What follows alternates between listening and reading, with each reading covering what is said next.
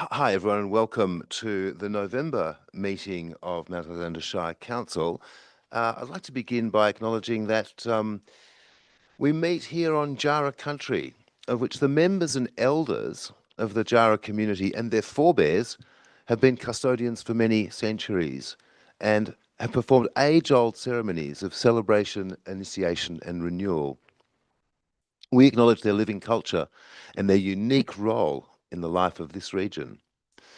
Council meetings are audio and video recorded and are made available to the public via electronic media, including YouTube.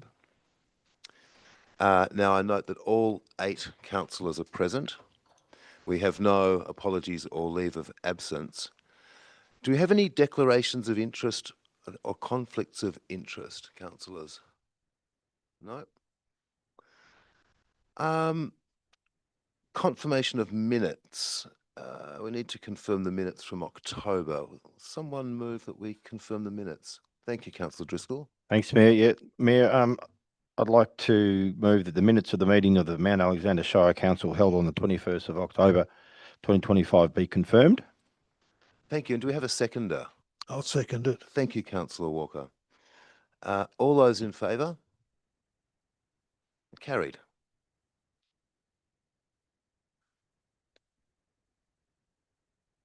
Now, I might ask Councillor Cordy to talk to us about the Friends of Lolotoi and the Friends of Lolotoi Award. This is under Section 5 Acknowledgements, 5.1, Friends of Lolotoi Award. Thank you, Councillor Cordy.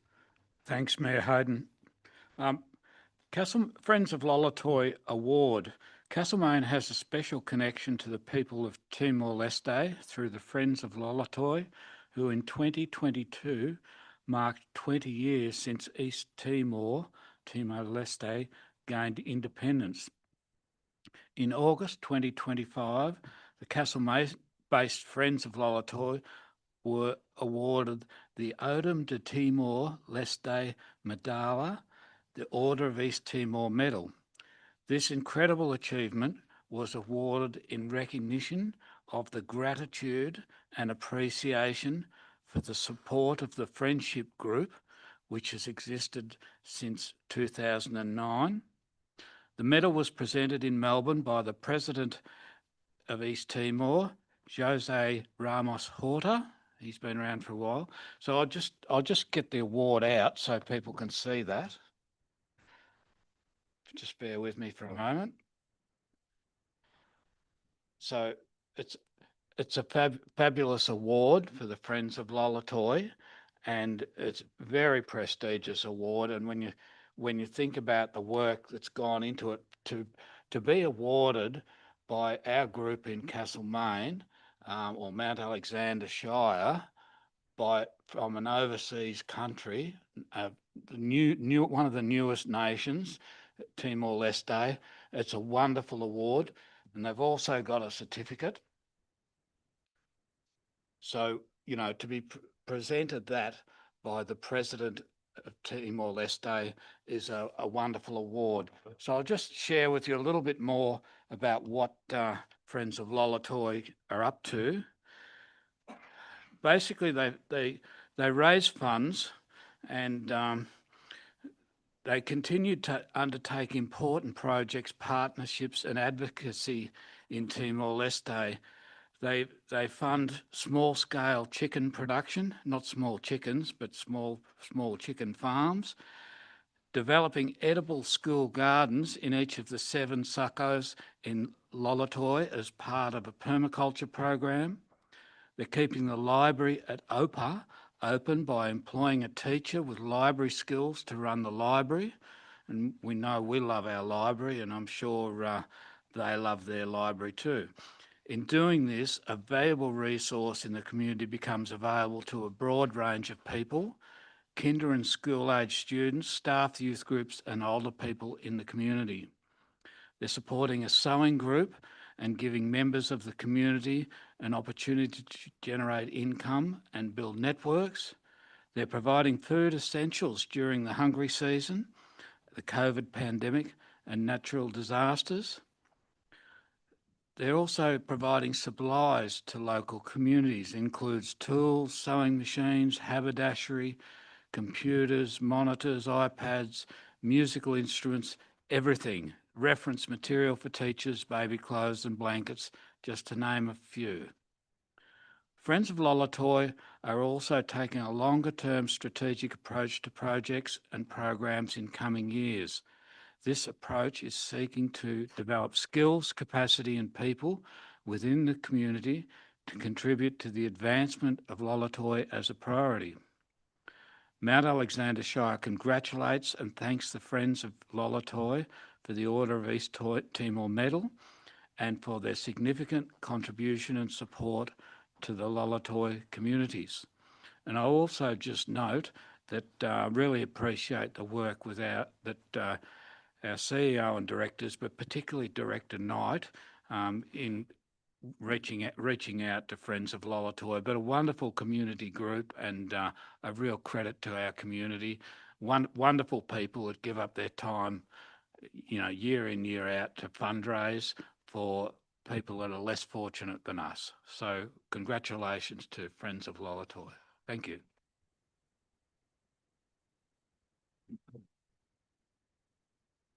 Thank you, Councillor Cordy. It is a remarkable relationship and a fundraising effort. They're not so different, Castlemaine and Lolotoi. Lolotoi you'll find in the highlands of the west of East Timor, probably a little bit higher up than we are at our 324 metres, but small but passionate communities. And it's really great, I think, that we can enjoy a relationship with somewhere so different, but in some ways quite close to us as well geographically. Thank you again, Councillor Cordy. So now we're up to item 6, public time. Do I have a motion to suspend standing orders for public time? So moved. Thank you, Councillor Maltby. Do I have a seconder? Thank you, Deputy Mayor. All those in favour? And that's carried. Okay, so we have a number of pre-submitted questions for Council.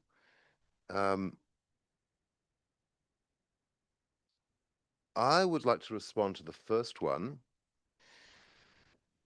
which is a response to about 100 or over 100 emails that we've received as at the 18th of November, as at today. Council has received over 100 emails on a matter that is outside the duties, functions and powers of Council. These emails, all of which contain substantially the same body of text, will not be read out in this public time as they are disallowed under clause 12.1.6 of the Governance Rules 2023. Questions and statements to Council may be on any matter except if it A, relates to a matter outside the duties, functions and powers of the Council. It is noted that Council is increasingly being asked to indicate its position and advocate on specific matters that are occurring locally, nationally and internationally. In order to guide when Council may or may not establish a formal position and or undertake advocacy activities in relation to a specific matter, Council has adopted an establishing formal positions of Council policy. This policy was formally adopted in the meeting of Council in February 2024 and is available on Council's website. Within the text of the emails, a request is made for Council to confirm commitment to community cohesion and to declare that Council will not endorse movements that apply discriminatory double standards or foster hatred. Pardon me. In response to these requests, I refer to key Council documents, including the Council Plan 2025-29, the Community Vision 2021-2031, and the Municipal Public Health and Wellbeing Plan 2025-2029. The Community Vision was recently reviewed, and these key plans developed following a period of significant consultation and community engagement. The Community Vision, Council Plan and Municipal Public Health and Wellbeing Plan all document and express Council's commitment to promoting community cohesion and supporting a healthy, connected Shire. The Community Vision represents Council's aspirations for the next decade and states the goal of community members being connected to each other and coming together to build and celebrate an inclusive, creative shire. One of the key focus areas of the council plan is healthy, connected and inclusive communities. Healthy, connected and inclusive communities. While the Municipal Public Health and Wellbeing Plan recognises supporting social connections as a vital strategy for improving wellbeing. These plans and the community vision, formally adopted in the September 2025 meeting of Council, are available on Council's website and clearly demonstrate Council's commitment to community cohesion. So that's a response to some of the substance of those many emails. The next item is from Rebecca Hamilton of Furlan Proprietary Limited. Can I invite Councillor Hastwell to read the question, please? I beg your pardon, assuming that Rebecca Hamilton is not in the gallery in the chamber today? No. Thank you, Sure. Thank you, Councillor Hastwell. Thank you, Mayor.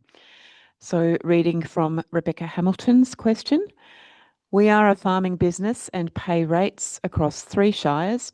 I note that the ESVF calculation for all 3 shires on primary production land is charged at a rate of 0.000287 on the CIV. Mount Alexander is the only shire of the 3 to add an additional fee. Could you please state what this fee is for when other shires do not appear to charge it? Also, regarding this base fee, why does primary production land attract a fee of $275 per rates notice, whilst the residential equivalent is $136 per rates notice?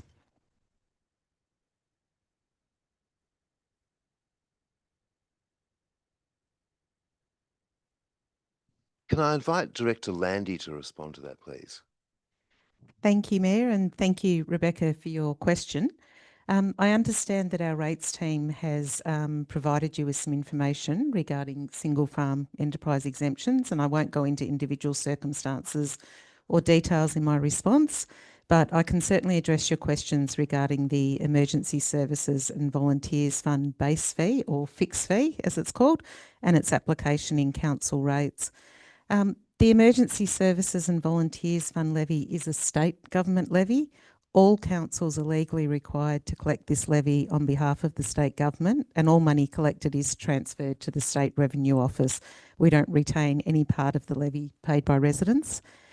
The amount of the levy is calculated based on state government legislation. And as you've noted in your question, for primary production land, this calculation includes a fixed fee of $275 and a variable fee calculated based on capital improved value. All councils are required to apply this same fixed and variable fee, and I can confirm that we've contacted our neighbouring councils and confirmed that the fixed and variable fees are being consistently applied. What may be different across councils is the way the fixed and variable components of the levy are displayed on the rates notice. There is actually no standard way of doing this, so the fixed and variable parts of the levy may be shown differently on rates notices from different councils. Differences may also occur if a resident has an exemption in a shire, such as the single farm enterprise exemption. This exemption applies where multiple parcels of land are held for a single farm enterprise, and under this exemption, the fixed component of the levy is only charged once, so may not appear on some rates notices if the farm enterprise extends across 2 or more shires. In regard to your question about the difference in the fixed fee for primary production land and residential properties, I refer you to the State Revenue Office website or their 1300 ESVF support line number to address this question. The state government sets this amount and has established a support line to answer queries about the levy, and they also have information on their website that may assist. Thank you. Thank you, Councillor Landy, and thank you, Rebecca, for your question. Director Landy, sorry. Letter from Mateen Romani. Can I invite Councillor Anea to read this one, please? Thank you, Mayor, and thank you, Mateen, for your question. It is as follows. We are Team Castlemaine, otherwise known as the Chuffs. Carly McGinniskin and I founded this company at the start of 2025 as a not-for-profit sports group to support the local community in Castlemaine and regional Victoria. Our focus is on promoting sports and inclusivity. Profits from Team Castlemaine will assist children from disadvantaged backgrounds who lack the financial means to participate in sports. There are two main areas of Team Castlemaine. 1, hockey. Re-establish field hockey in the Castlemaine area. 2, Castlemaine Play. We will facilitate a rotating sports program, like PE out of school for all ages and abilities.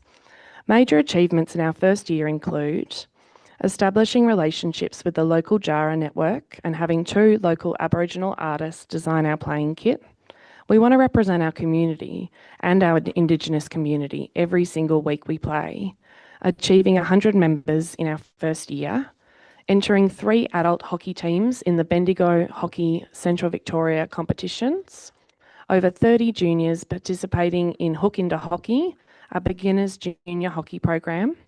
Being awarded the Hockey Club of the Month by Hockey Victoria. Having achieved 100 members in our first year is a great achievement. However, we do not have a physical place to call home in Castlemaine. Our closest outdoor hockey field is in Bendigo. To support our current members and our ongoing growth, we are asking for a physical space of our own.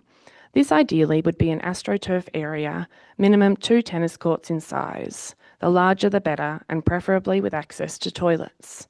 We also ask for the use of an indoor space for indoor hockey and indoor Castlemaine Play.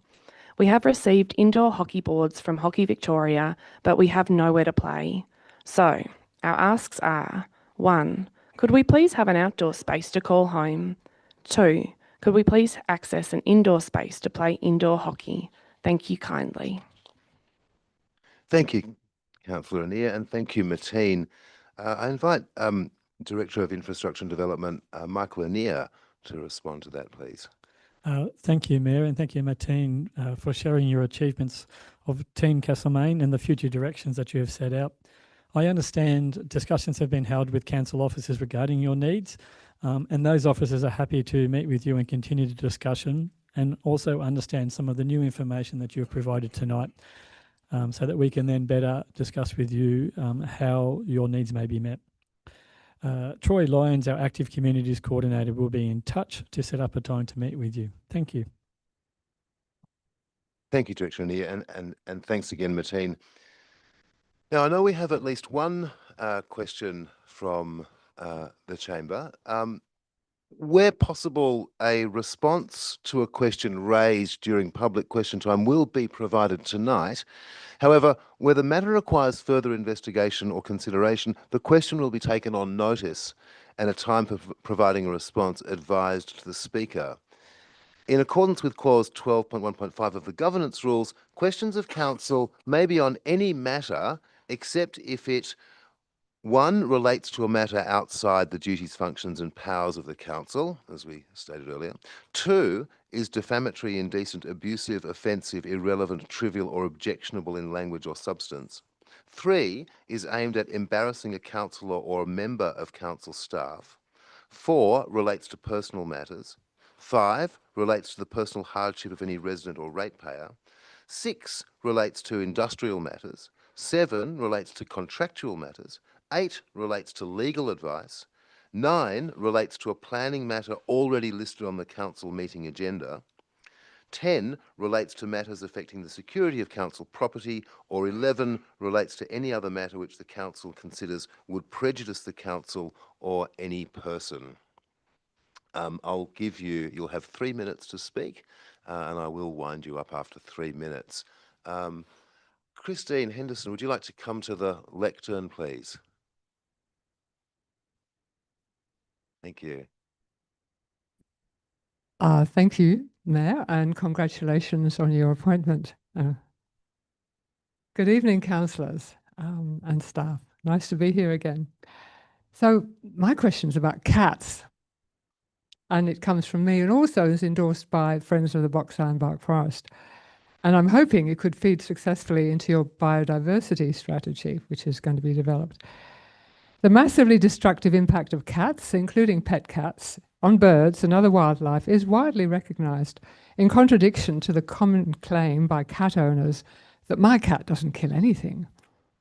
The Shire's current local law states that cats are to be confined to the property at all times, and we know how well cats behave. However, many people in the Shire are concerned about domestic cats at large in the community, roaming between properties and in parks and local bushland, in contravention of this local law. With the anticipated renewal and hopefully strengthening of the cat law, Council is requested to take strong action to assist the community in reducing the damage caused by cats, which includes the killing of small garden birds such as fairy blue wrens, thornbills, and honeyeaters. At present, it is understood that anyone wishing to catch a cat that strays onto their property can borrow a cat trap from Mount Alexander Animal Welfare, MORE, for a deposit of $50.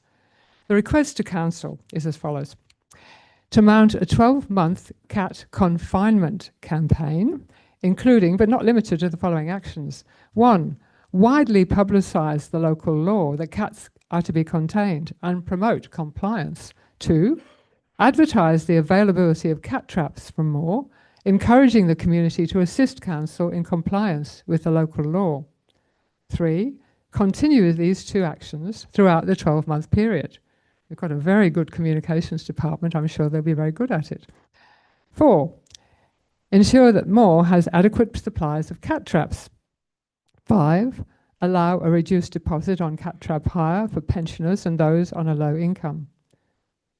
6, ensure that MORE staff and volunteers are aware of the provisions of the Privacy Act in regard to the personal details of any person delivering a trapped cat, which has been a problem in the past, I believe. 7, conduct a review of the campaign after 12 months and inform the community of the results. Please can this request be included as a submission to the 2026-2027 Council budget? Thank you. Thank you, Christine. And you're welcome to submit that to the budget. Look, there's only me and my friend Susie here. Can I ask another question, totally unrelated to cats? It's just very factual, but it's quite important that I know because I'm writing a book that includes this information. Okay, quickly. Joseph Young Drive. Has Council taken over maintenance of that wonderful road over Mount Alexander? No. Okay, because it was in a very bad state and it's been really well patched up. But I don't want to assume that that will always be the way because it's certainly not a council road yet. I can see here, it's got that certain grin. I know it hasn't. Thank you. Thank you, Councillor Henderson. Thank you, Christine. Can I ask Director of Infrastructure, Mike Lanier, to respond? Or Thank take you, it on Mayor. notice? Thank you, Mayor. And thank you, Christine, for the suggestions with regard to the management of cats and the protection of our wildlife, local wildlife. I think your request, this is to be considered as a budget bid. So I think we can take that on notice as a budget bid. I would also encourage you as a resident to put forward that in writing to the submission for budget bids, to repeat that into the submission for budget bids to be considered next year as part of the budget process.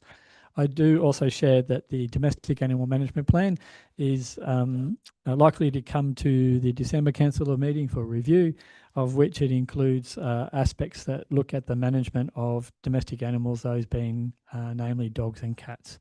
So it will be likely tabled at the December meeting. So watch, maybe come along next month and enjoy the meeting. Thank you. Thank you, Director Lanier. Are there any other questions from the public in public time? Okay. Well, can will someone move that we resume standing orders? I'll move resumption of standing orders. Thank you, Councillor Maltby. And a seconder? Thank you, Deputy Mayor. All those in favour? Very good, carried. Okay, so up to item 7, petitions and letters. A concern over the ongoing spread of wheel cactus Can I invite Councillor Hastwell to introduce this? Thanks, Mayor. So in introduction, Council has received a petition on the 27th of October 2025 with 42 signatures regarding the spread of wheel cactus and requesting Council to identify and engage landowners who are not complying with their legal responsibility to control wheel cactus, especially absentee landowners, and also to provide guidance or programs to assist landowners who may be willing to act but require support or information. And I'd like to move that Council 1 acknowledges receipt of the petition and 2 receives the report on this petition at the meeting of Council to be scheduled in February 2026. Thank you, Councillor Hastwell. And do we have a seconder? Thank you, Councillor Maddock. This is for noting. So all those in favour receive this, against, and that's carried. So under item 8, committee reports, 8.1, Audit and Risk Committee meeting minutes from September. Deputy Mayor Driscoll, can I ask you to introduce this, please? Thanks, Mayor. The Audit and Risk Committee meeting minutes for the meeting held on the 9th of September 2025 are provided in the information of councillors at confidential attachment 8.11. And Mayor, I'd like to move that Council notes the Audit and Risk Committee's meeting minutes provided at confidential attachment 8.11. Thank you. Thank you, Deputy Mayor. Do we have a seconder? Thank you, Councillor Corey.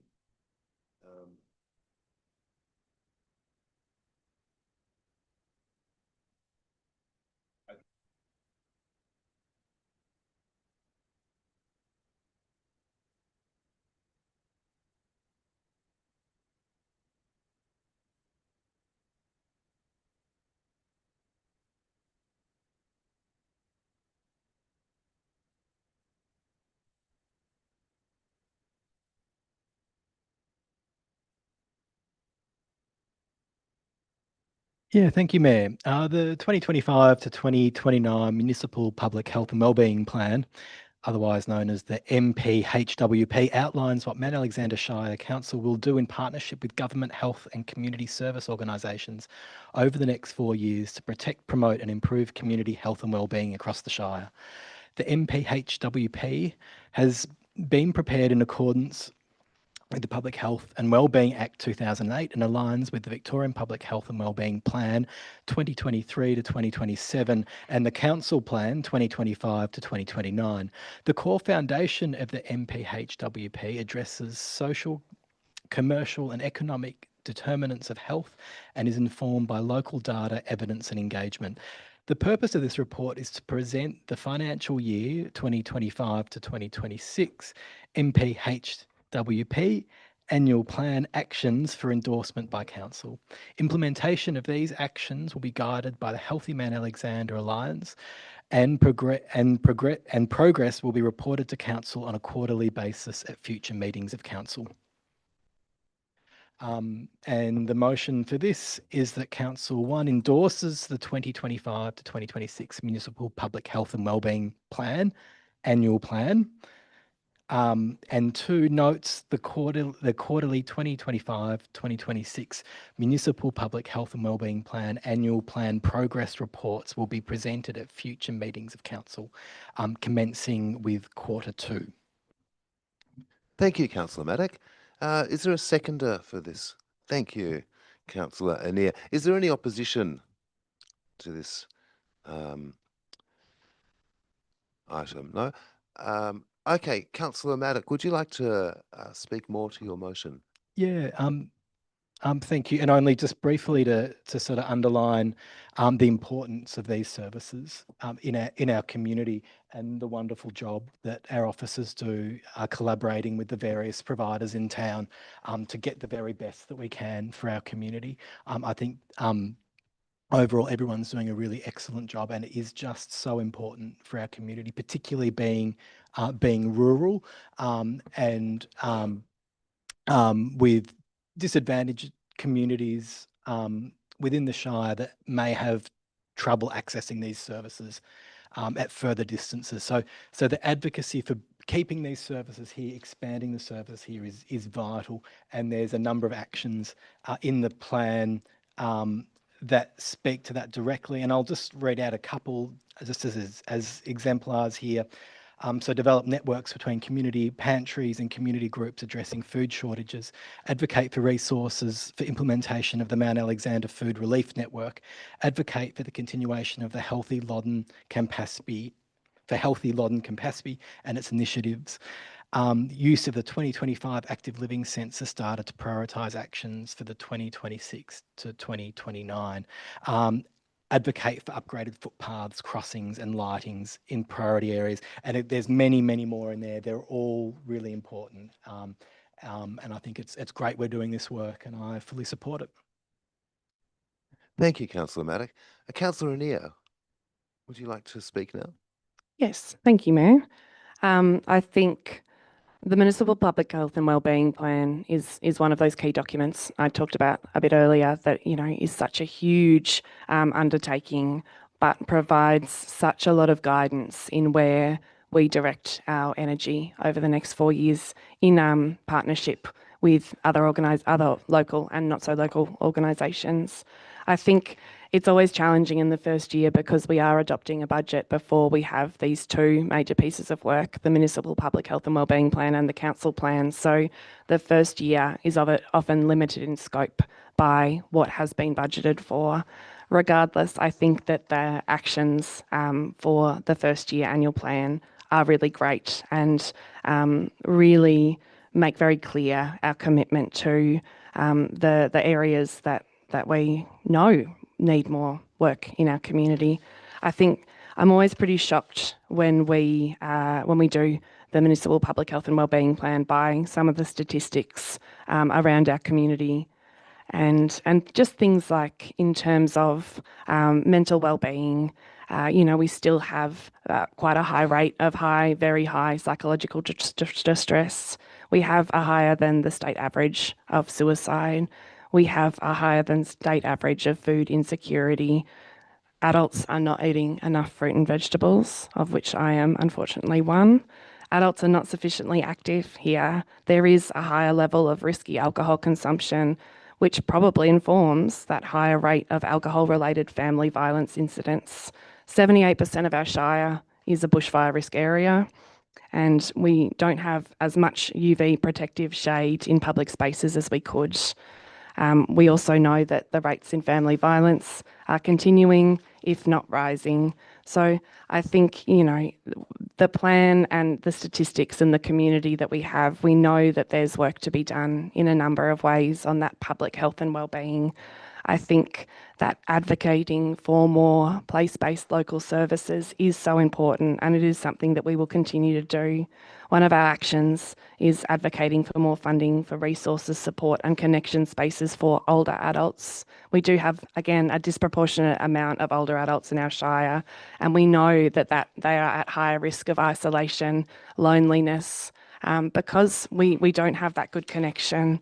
The other ones that I think are hugely important, they are all important, but the ones that I'm going to pick out, as mentioned by Councillor Maddock, they're advocating for the continuation of Healthy Loddon Campaspe and its initiatives. The Healthy Loddon Campaspe does not have funding secured past mid next year. Yep. And I think we know the benefit that program brings. We've had huge success with Healthy Loddon Campaspe in our Shire, and it's enabled a number of really important initiatives to happen here. I think it also runs the Active Living Census, which gives us a lot of valuable data. The other one that I'm really pleased to see included here is implementing the Mount Alexander Shire Council Alcohol Harm Prevention Action Plan. I think, you know, we've always been aware that there is a huge amount of problematic drinking in the Shire, and that only increased kind of through COVID.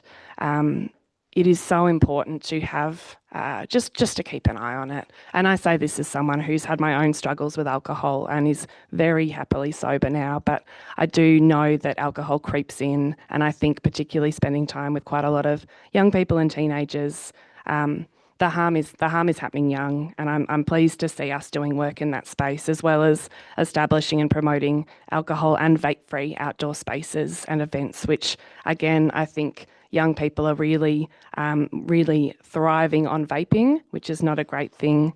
I think the last one that I just wanted to draw attention to is the Mount Alexander Shire Council heatwave plan. We know it's getting hotter. It's hot, and it's not everyone has the luxury of being able to cool themselves at home or by going for a swim. I think it is really important that we have public spaces for those heat waves. And sorry, I didn't look at my last page. Probably the one out of all of them that is closest to my heart is the priority area of preventing all forms of violence. We've got some strategic priorities here around reinstating and resourcing local family violence and gender equity networks. We will continue advocating for an orange door service in our shire, and we will support community-led gender equity and safety initiatives and events.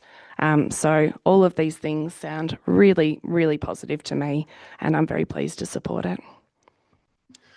Thank you, Councillor Annear. Would any other councillors like to speak to this item? Okay, then we'll put it to the vote. To endorse the Municipal Public Health and Wellbeing Annual Plan, and to note the quarterly Public Health and Wellbeing Annual Plan progress reports that will be presented in future meetings of Council. All those in favour and against? And that's carried. And I just want to say that thank you, Councillor Annear. I completely agree with you. It's striking, the figures in this, the 78% bushfire risk. And something that came to me was the overall sort of, and this is something that I hear from Gen Alpha and Gen Z, this kind of sense of the amount of threats in the world. And I read this with some foreboding, but that's tempered with the nature of this report speaks volumes about what a caring shire we are and how caring our communities are. So as you eloquently pointed out, Councillor Annear, there are some really positive steps in this. And I share with you the concern over those topics that you raised, and you, Councillor Maddock. Okay, so 9.2, I beg your pardon, 9.1.2, hang on, 9.1.2? Yep. Thank you, Deputy. 9.1.2, Effective Management Framework and Aged Care Code of Conduct. Can I ask you, Councillor Driscoll, to introduce this, please? Yes, thanks, Mayor. The purpose of this report is to provide an update to councillors on the introduction of new policies that outline new obligations for councillors to meet compliance with the Aged Care Act 2024. Strengthened standards and other requirements of the Aged Care Quality and Safety Commission. This particularly pertains to the dual responsibilities of councillors, both as responsible persons under the Effective Management Framework and as office holders required to comply with the Aged Care Code of Conduct. The Effective Management Framework and Aged Care Code of Conduct are necessarily legislative and regulatory requirements for aged care service providers. Both the policy and framework have been developed in line with the Act. Strengthened aged care quality standards and requirements of the Aged Care Quality and Safety Commission. This report also notes that the Director of Healthy Communities has approved a suite of new policies developed to align the Aged Care Code of Conduct and the Act 2024 and strengthen standard. These were presented to the executive team on the 28th of August 2025, and they include the client's rights policies, access to service policy, person-centred care policy. And these policies provide a framework to guide high quality and person-centred service deliveries. And Mayor, I'd like to move that Council notes and acknowledges responsibilities under the Effective Management Framework, and 2, notes and acknowledges obligations to uphold the Aged Care Code of Conduct. Thank you, Deputy Mayor. Do I have a seconder? Thank you, Councillor Cordy. Any opposition? Any opposition to this? No. Councillor Driscoll, would you like to say any more? Yes, thanks, Mayor. Well, first I'd like to thank Director Knight and the Manager Community Wellbeing, Rosalie Rogers.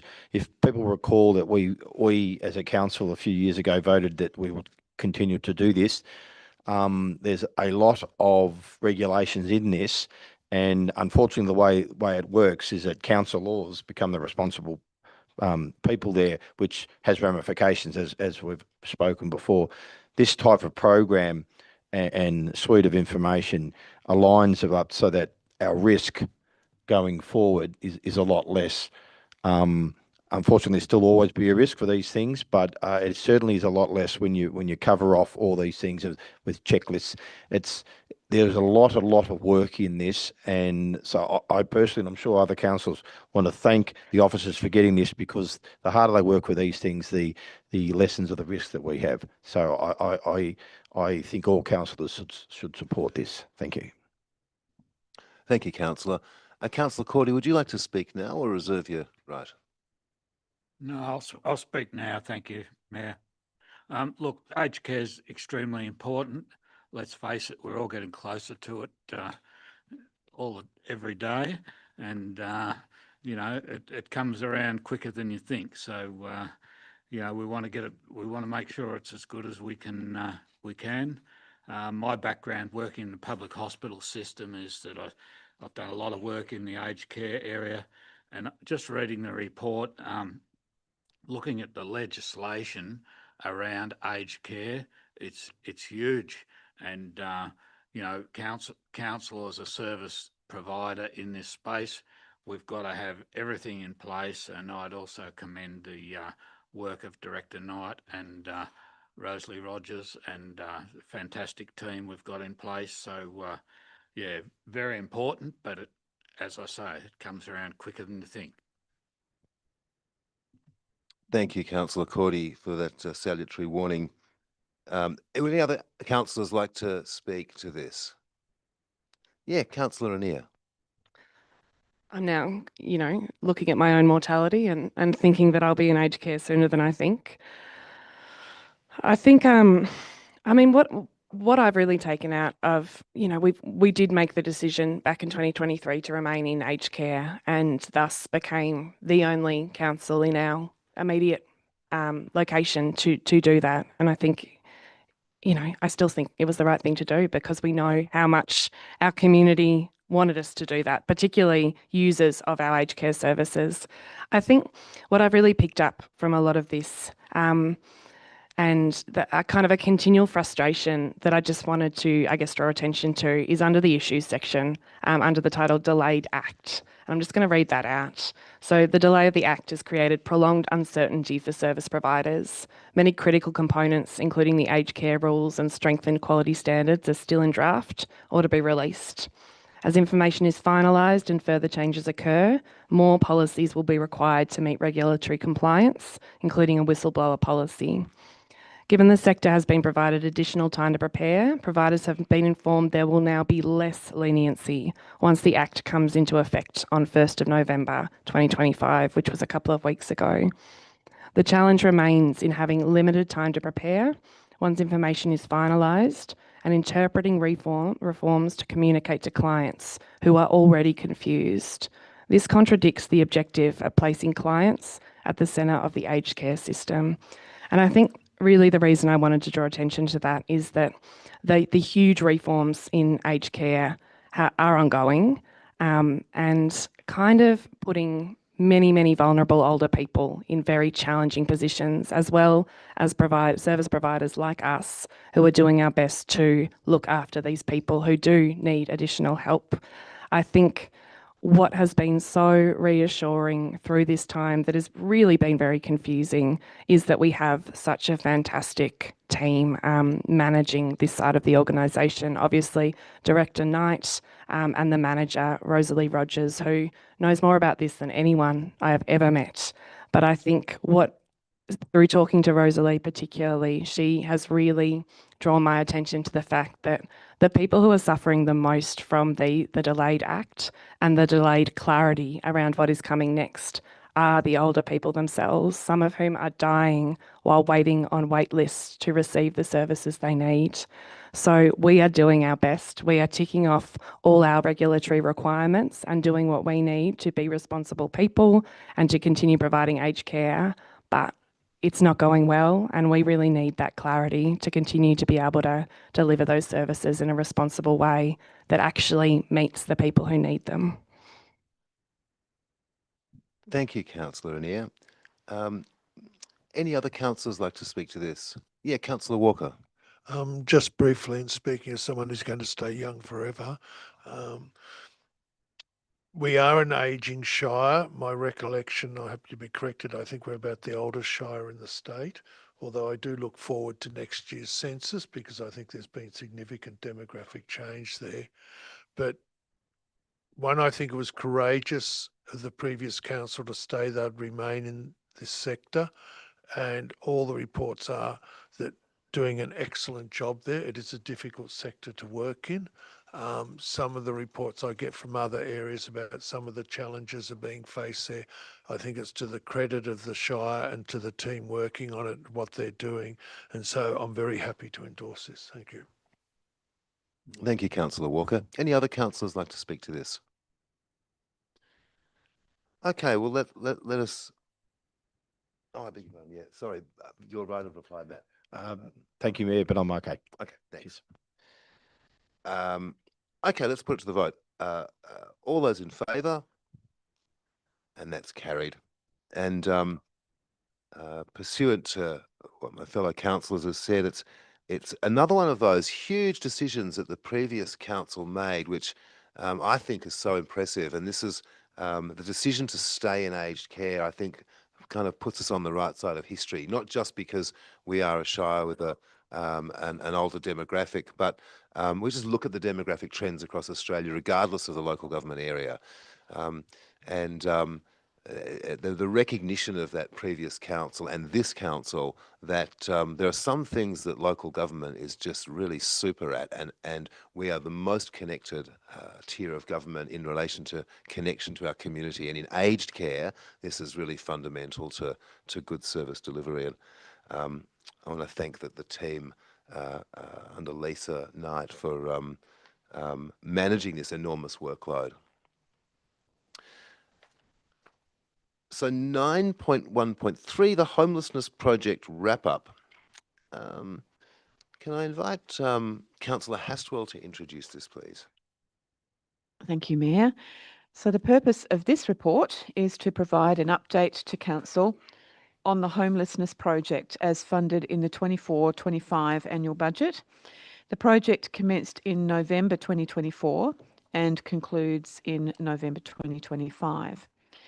The initial project scope was to understand the existing service system as it relates to people at risk of homelessness or those who are homeless, to identify opportunities for service connectedness, communication and resource sharing, and to increase understanding of the issues impacting people at risk of homelessness or who are homeless within Mount Alexander Shire.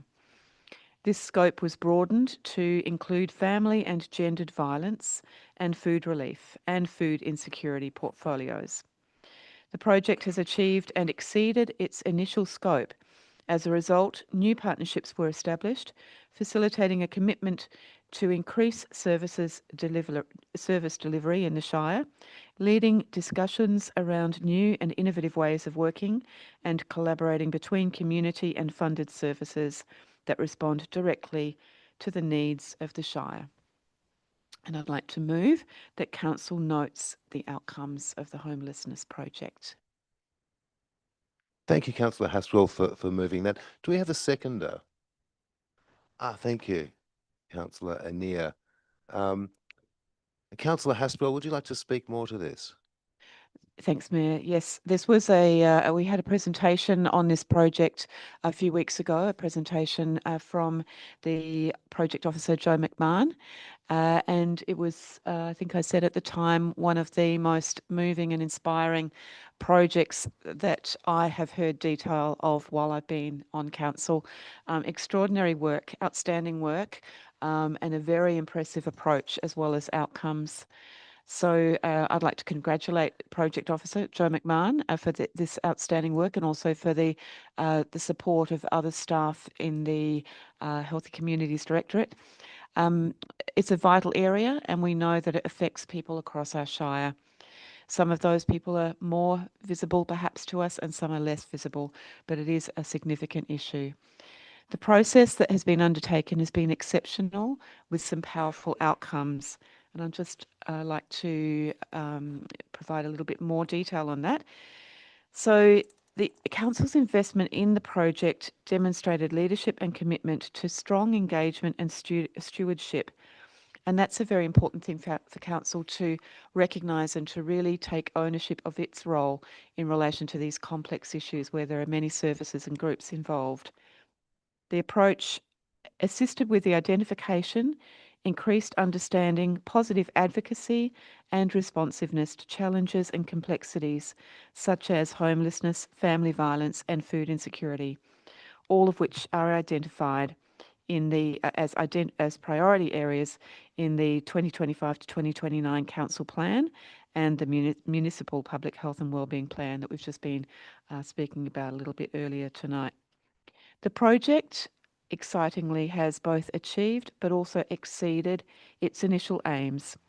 And through this achievement, it's established new partnerships, facilitated commitment to increased service delivery in the Shire, and is leading discussions around new and innovative ways of working and collaborating between community and funded services that responds directly to the needs of the Shire. And we heard from Joe a little bit around some of the tendencies, not just in this Shire, but elsewhere, for specialised services sometimes to be quite protective of their patch. And that's a fairly natural tendency as human beings, and also it extends often to services. And that can be a matter of passion and commitment and a particular perspective, but also what Joe described was a process which started to open up the channels for communication and collaboration across services. And that's where we really start to find innovation and improvement. So the project recognises that homelessness is an intersectional issue, and that groups of people are more likely to experience homelessness, be at risk of homelessness, or have adverse experiences. So there are links between various sectionalities, if you like, around women, members of the LGBTIQA+ community, people from culturally diverse backgrounds, people who've experienced incarceration, young people, people with disabilities, and Aboriginal and Torres Strait Islander peoples. Outcomes include the extensive and prioritised relationship building that I was just referring to, greater connectivity, service improvement, and community strengthening. And we heard also a little bit about some of the future opportunities that could come out of this project, including in areas of advocating for better and more accessible services, strengthening networks between service providers and practitioners, and supporting the establishment of a Centre for Non-Violence Case Management service in the Shire. So once again, an inspiring project, and I think one that we felt has certainly got potential for further development. Thank you. Thank you, Councillor Hastwell. Councillor Neal, would you like to speak now or reserve your right? I'll speak now. Thank you, Mayor. Really, to echo what Councillor Hastwell has said, we did receive a fantastic presentation from the Homelessness Project Officer, Joe McMahon, at the conclusion of this project, and it was very moving. I think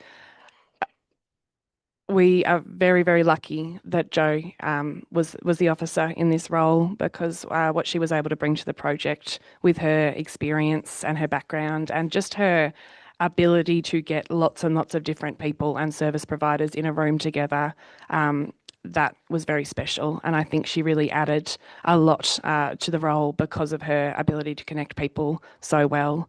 I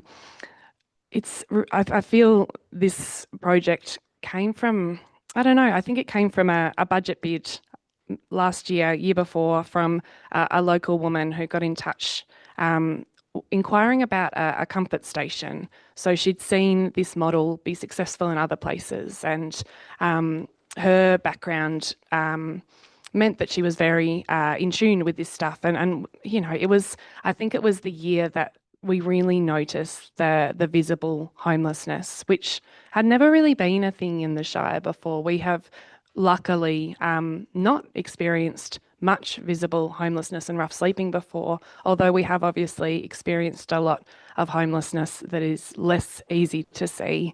I think particularly that year, it was a very cold winter. There are a number of people sleeping rough around this council precinct, and the amount of community concern was huge. And I just remember getting so many emails from residents, and none of them were negative. You know, no one was saying, can you please just move these people on?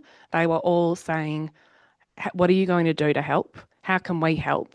You know, what can the community at large do to help? And one of the suggestions from a lady called Maddie Randall was a comfort station or a hygiene station, which is a free space where people can go and shower and change their clothes and maybe do their washing. We explored that idea with council officers and Director Knight particularly, and some other local organisations like Community House and Rotary. And it was felt at the time that was not the priority for these people. It was not the best way that we could offer help. And so out of that, I think money in the budget was dedicated to this 12-month position, which was really a way to map the existing services, identify the gaps, connect the service providers, and figure out a more holistic and integrated way to help the people who needed this help the most. And I think in the time since we made that decision, you know, the landscape of the world has changed a lot, and I think a lot more people are experiencing financial stress, housing stress. A lot more people are having to make difficult decisions when it comes to their living situations, and there are a lot of people that we don't see living in unsuitable accommodation. I think what this project did and what we've gained from this is huge, because we have got things like Centre for Non-Violence committing to come and deliver that service in our Shire for the first time ever, something that we've been advocating for, or something like that, for such a long time, because I think, as Councillor Hastwell mentioned, there are a lot of those intersectional factors to take into consideration, and there are often more than one reason why people find themselves in a position where they are homeless or sleeping rough. And it is things like family violence, it is things like financial stress, gambling, drinking, drugs. There are a lot of comorbid factors, but also it's just tough at the moment. There are a lot of people who probably never thought they would be in a position that they are in now, struggling, who, you know, considered themselves to be not at risk. So I think we really need to address the way that we think about homelessness collectively, and kind of realise that we're at a point where it can affect almost anyone, and meet that with compassion.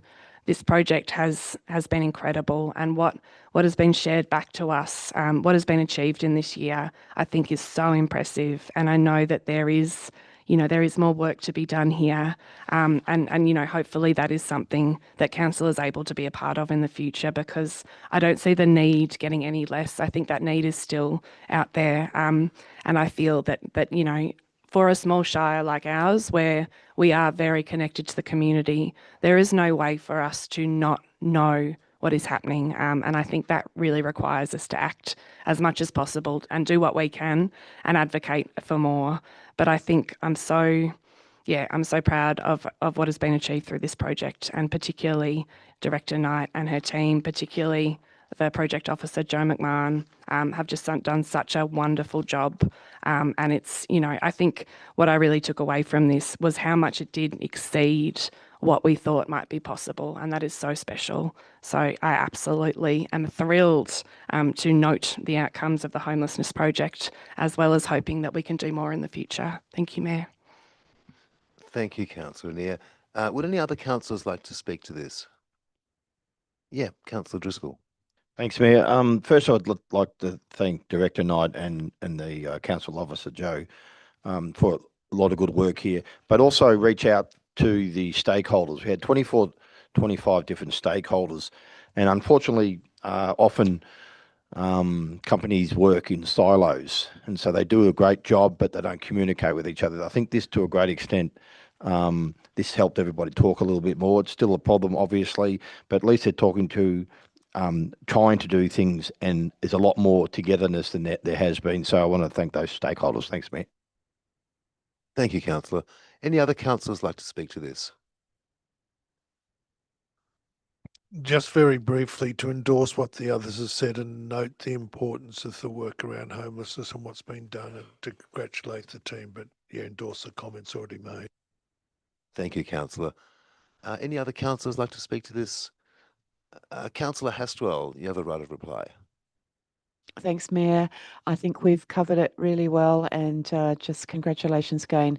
And as Councillor Driscoll also pointed out, it's the work of council, and it's also the work and the genuine participation of a broad range of stakeholders. And essentially, I think what could be described as a cultural shift, which is where you really get effective change starting to kick in.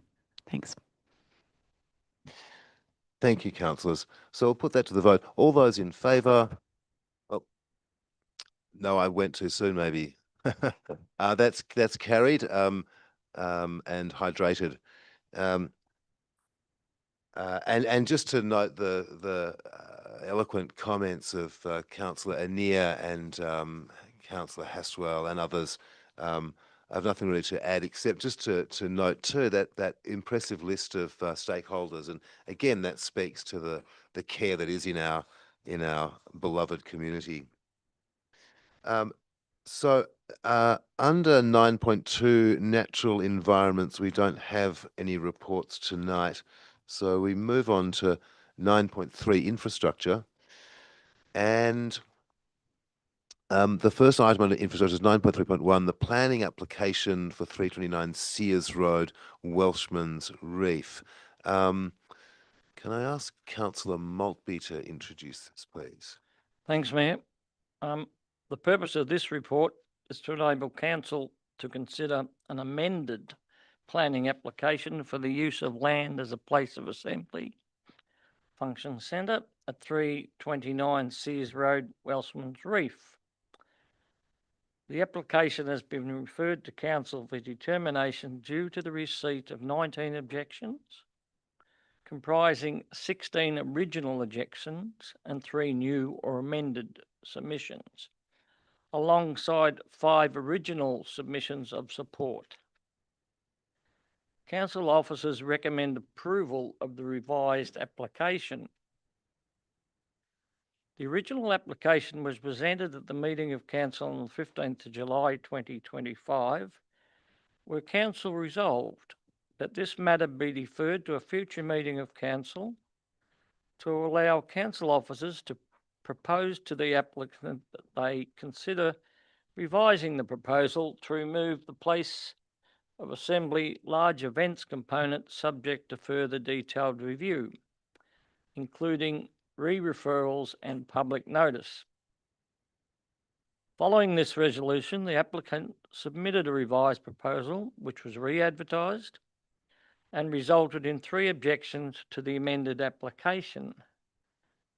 The 3 objectors to the amended application were also objectors to the original application. None of the objectors withdrew their objections. In total, there were 16 objections and 5 submissions in support of the proposal, resulting in 21 submissions received. Subject site is located within the farming zone Schedule 1 and is affected by the following overlays under the Mount Alexander Planning Scheme: Erosion Management Overlay Schedule 1, Environmental Significance Overlay Schedule 2, Significant Landscape Overlay Schedule 1. The application was assessed against and found to be consistent with the relevant provisions of the planning policy framework. The proposed use of the land for a place of assembly, function centre, is considered appropriate within the context of the farming zone, subject to conditions.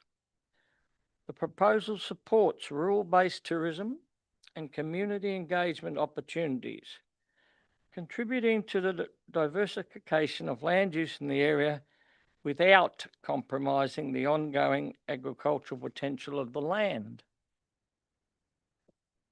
Approval is recommended, subject to conditions. The revised proposal is considered appropriate with the context of the farming zone and supports rural-based tourism and community engagement. It contributes to the diversification of the land use in the area without compromising the ongoing agricultural potential of the land. And I would move, Mr. Mayor, the council issues a notice of decision to grant a planning permit, PA 024-2024, for the use of the land for a place of assembly function centre at 329 Sears Road, Welshman's Reef, Victoria, subject to the conditions as printed, with a couple of additions, and that is condition 1. The following addition: the emergency management plan be amended to provide transport from the site in times of emergency in accordance with condition 8F. Condition 8, following the following addition, is F, detailed to ensure adequate transport from the site in times of emergency. Thank you, Councillor Maltby. Just at a point of clarity, could I ask Director Anir to confirm the number of submissions or objections that we received, please? Thank you, Mayor. So since this report was finalised, we've received an additional 25 submissions to this planning matter. So that brings the total number of submissions to 46, of which 16 are objectors and 30 are in support. Thank you. Thanks, Michael. Do we have a seconder for this? Thank you, Councillor Driscoll. And do we have any opposition to the? Okay. All right. Well, I'll return to Councillor Maltby. Would you like to speak to the motion, Councillor? Thank you, Mayor. The application is for a function centre which is currently exists on a vineyard in Welshman's Reef that's been there for over 20 years. There is no new buildings proposed. The only difference is some car parking. This new application reduces the capacity of people to 250 guests per function. And there's only 12 functions a year involved in the permit process. Involved in the permit should it be granted. The operating hours in the permit is 11 a.m. to 11 p.m. Fairly sure that no function is going to run for 12 hours. In alignment with the existing liquor licence. Staffing, between 3 and 5 staff members will be employed depending on the event size, including external food vendors. Food and beverage, external food vendors will be brought on to the site for each event and removed afterward. Sanitary facilities, 10 portable toilets, including 1 accessible unit, will be provided per function and removed afterward.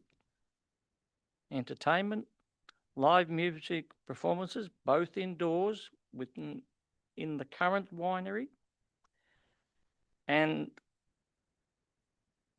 outdoors of the on the patio. Car parking, 23 formalised parking spaces are available west of the function centre, and up to 200 overflow spaces are provided to the north. An informal setup. With 250 people, one would suggest that that's a large number anyway.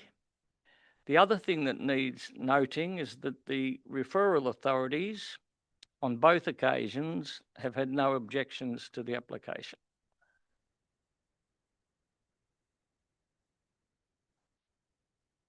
Thank you, Councillor Mulby. Councillor Driscoll, would you like to speak now or reserve your right? I'll reserve my right. Thanks, Mayor. Okay. So I had Councillor Walker. Oh, I beg your pardon. Councillor Haswell. Thanks, Mayor. I would like to move a slight amendment to those changes to conditions that Councillor Maltby has outlined. It's a slight but to me quite significant amendment. So with condition 1, the following addition under clause B, the emergency management plan be amended to provide immediate transport from the site in times of emergency in accordance with condition 8F. And condition 8, the following addition, F, detail to ensure the capacity for immediate transport from the site in terms of emergency.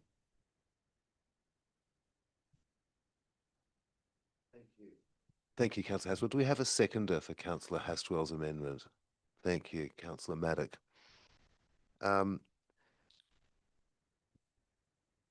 Now, Councillors Maltby and Driscoll, are you? How do you feel about incorporating that amendment into your original motion? Okay.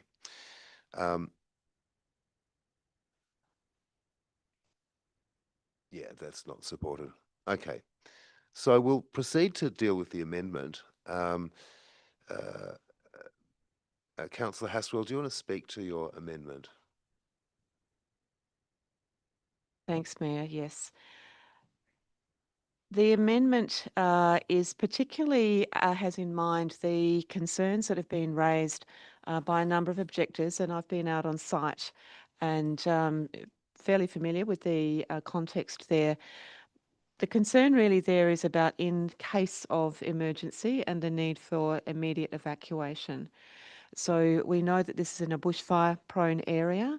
We know that this is at the end of or close to the end of a dirt road, a significant, fairly long dirt road. And if we imagine that there could be perhaps 250 guests plus staff on site, and in the instance of the need to evacuate immediately, and that's where I've added that word into the change to conditions, I think it's essential that we consider that possibility and build it into the conditions. So that's why I'm adding in the word immediate, so that we can be assured that there is adequate transport on site, not down the road somewhere, that's able to get people out of there quickly if they need to. Thank you, Councillor Haswell. I probably should have asked before if anyone had opposition to this amendment. Is there opposition to this amendment? Then I'll ask Councillor Maddock. Would you like to speak to this now, Councillor? Yeah, Or is it- thank you, Mayor. I really share the concerns around this. The idea of, a big event with many people. It's a winery. It's involving alcohol. And to not have a way to get people out quickly in the event of a fire. Grass fires move quickly and not necessarily always in fire season and extreme days. So absolutely share those concerns.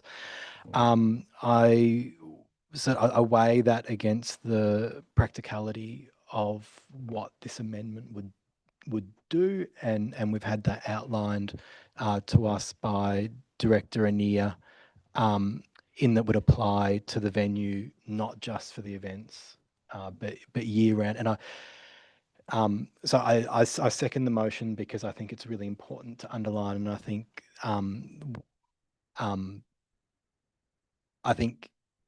Councillor Haswell's concerns are really valid and need to be addressed.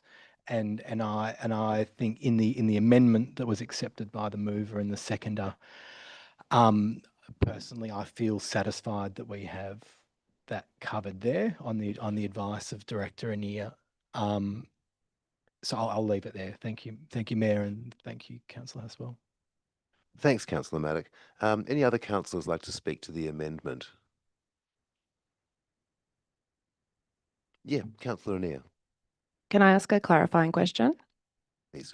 And Director Anir, you might not have the answer to this, but in terms of building into the conditions that immediacy of transport in an emergency, would there be other similar venues in the Shire that have a similar condition on them, do you think? And it's okay if you can't answer. I invite Director Anir to respond, please. Thank you, Mayor, and thank you, Councillor Anir. I'm sorry, I don't have any knowledge of that at this time. I can take that question on notice, but it's not going to help out tonight. I'm sorry. Thanks, I don't believe there are. Thank you. Okay, so we'll go straight to a vote on the amendment then. No.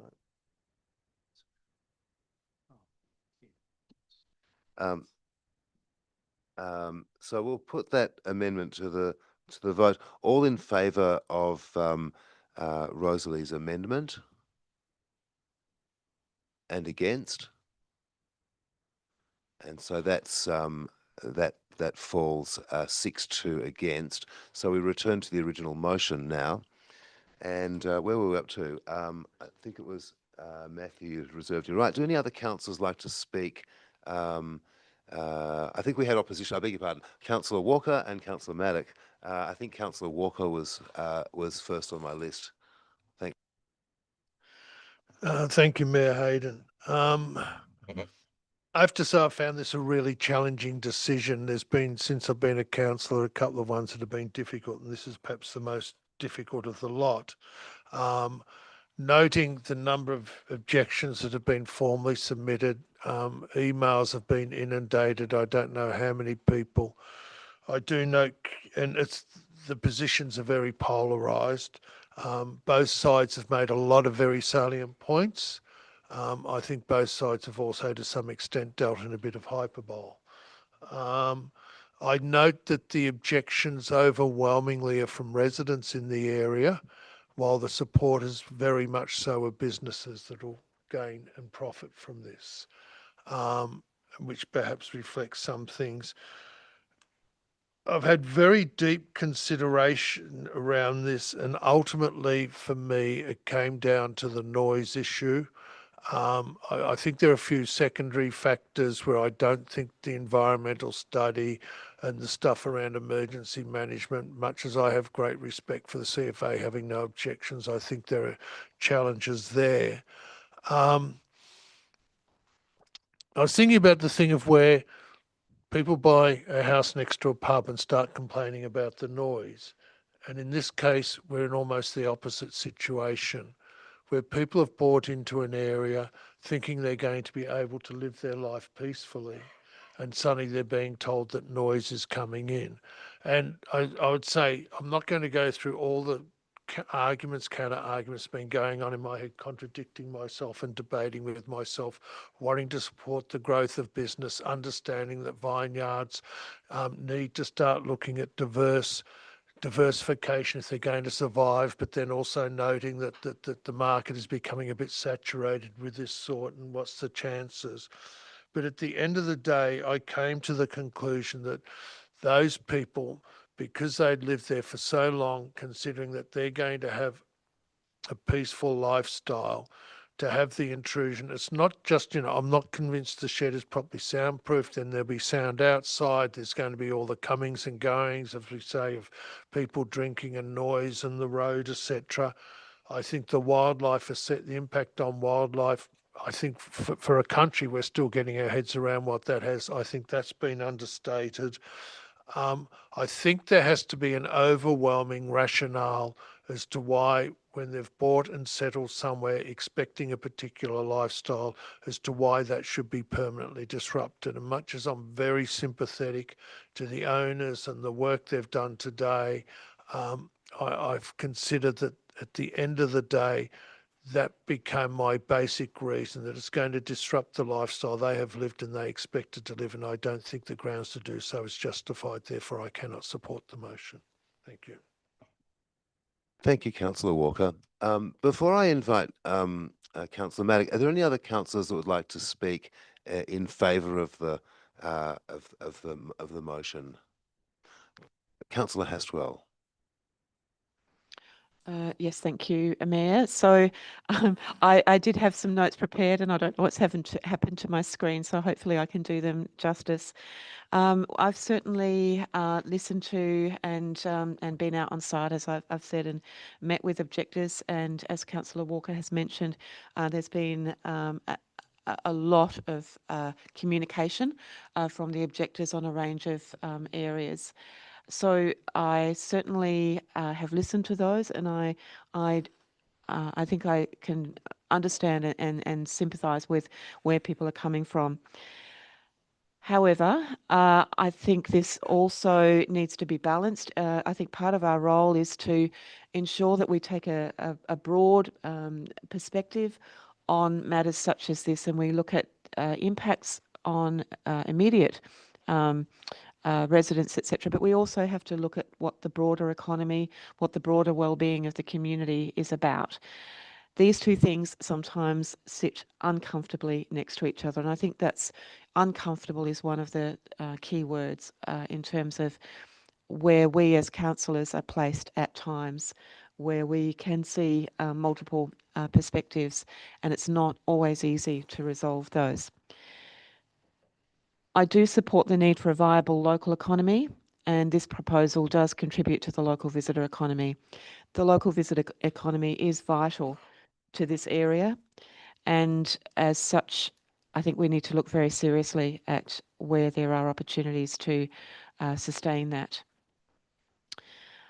There have been a number of areas that have been highlighted, and Councillor Maltby outlined. I think that the original application that came through to councillors in July was for events of up to 700 people. This is a very significantly amended application. While there are some commonalities for sure, we are now talking about a maximum of 12 events a year of $250 250 people per event. Now that is a very significant reduction. It does allow for increased sustainability and viability of this business. And I think we also need to keep in mind that sometimes when we talk about businesses, we assume that that's somehow a self-centered drive for personal profit.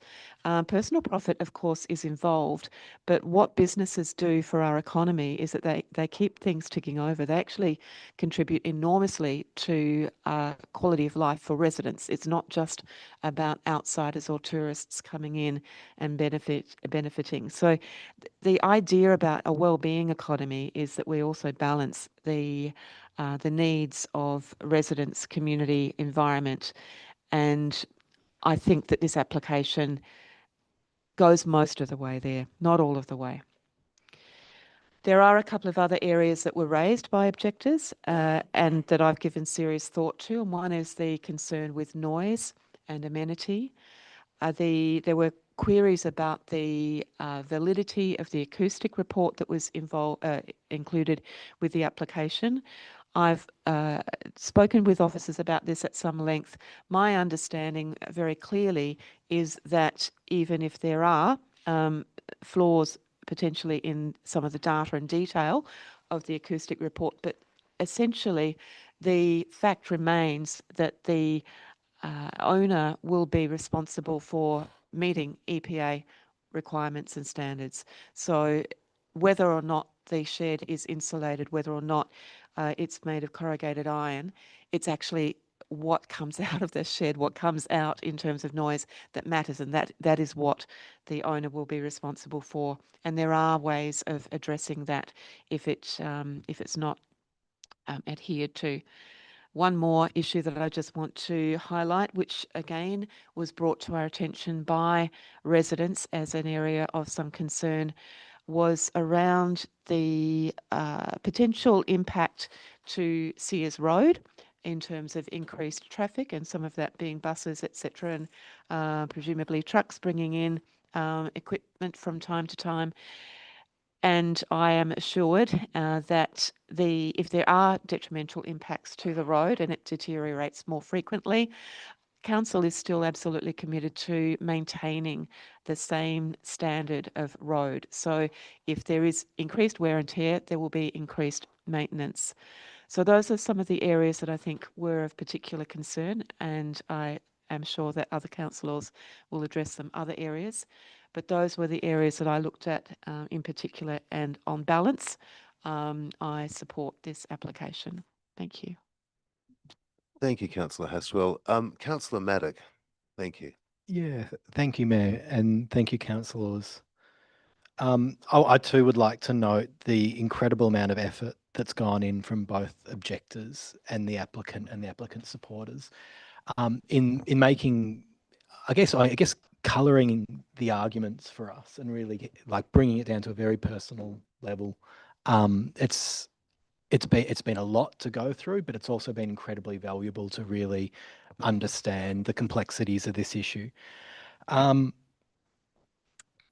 I think just to speak to one of Councillor Haswell's points, and their valid points as well, absolutely. But I think she highlights a tension between the interests of business and the interests of residents, and these are not always mutually exclusive. But I think in this instance, particularly, I think it's often the place where you live is somewhere where you spend most of your weeks, most of your year. A place of business is something that I think is inherently more flexible. There's something about someone's home and someone's house, which is, a business could be conducted elsewhere.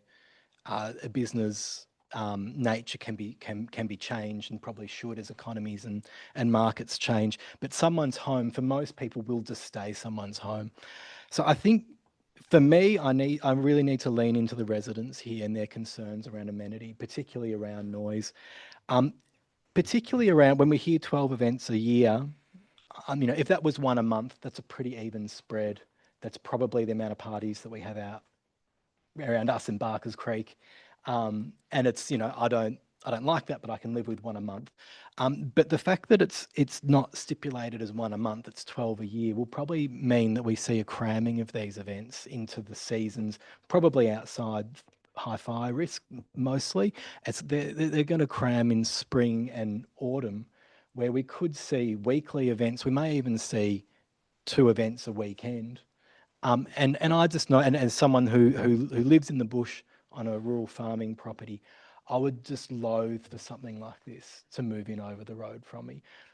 We've moved there for the peace and the quiet. We've moved there to be around nature, and this sort of activity in close proximity would be it's not just an inconvenience, and it's not just an irritation. These have real effects on people's well-being. So I have a lot of sympathy for the householders, and I think, given the nature of a householder versus a business, I think we need to be leaning in that direction. The last time before it was amended, that came to council, I spoke at length around the environment and the ecological impacts. My position on this hasn't changed, and I'm not going to go into it in as much detail tonight. But my position hasn't changed in that we know there's incredibly valuable habitat very close to this venue. Since the original application, we've had more evidence of at-risk species, namely report from Connecting Country on nesting boxes showing that pascagales are or have a history of nesting in these boxes. And I believe that's two properties down the road from this. We don't know the impact on these species. And as a councillor, as a layperson making these decisions, I want an expert to tell me we're not going to impact these endangered species. And we don't have that. We perhaps would have that if we had an ecological assessment. And this is namely around the impact of noise and the noise, and particularly on the endangered species. It's a pretty, if you look at the aerial maps, it's a pretty cleared landscape there. It's very much mostly farming. There's some pockets of bush there, and makes the remaining pockets of bush incredibly valuable for these species.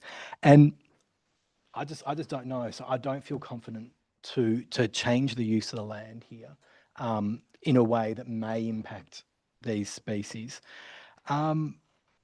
And then just lastly, on closing, I believe that events are happening here at the moment, and they're happening on a they're permitted individually, and I feel like there's in that system there's perhaps adequacy.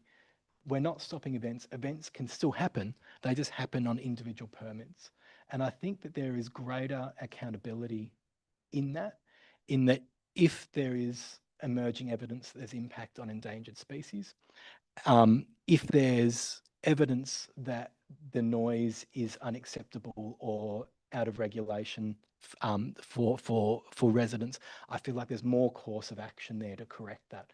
So I propose that the existing permitting system is more ideal and is perhaps a good compromise in this instance. And I'll rest it there. Thank you, Mayor. Thanks, Councillor Maddock. I think Councillor Cordy. Yeah. Thanks, Mayor. Look, I'll try not to go over issues that have already been raised. It's been well debated, but my concerns really around with this applications around emergency services. I believe that access and egress is severely compromised in the event of a fire. The last serious fire to the west of Maldon burnt as far as Harcourt, which is 25 kilometres away. And, so please don't underestimate the seriousness of fire in summer conditions. Like there's no conditions that I've seen in the document that said that the facility's not going to be able to run over the summer months. And in fact, let's face it, it's a winery. It's people go there to drink wine, get drunk, become incapacitated, and then somehow or other they're going to find their way home on the roads. So the other side in terms of emergency services is because the nature of the enterprise is a winery, it's a long way from help, a long way from assistance. I know from personal experience, you say, oh, we've got a helicopter. Well, to get a helicopter there, if somebody gets hurt or injured, takes an hour. An hour's too long. Like emergency services, emergency access.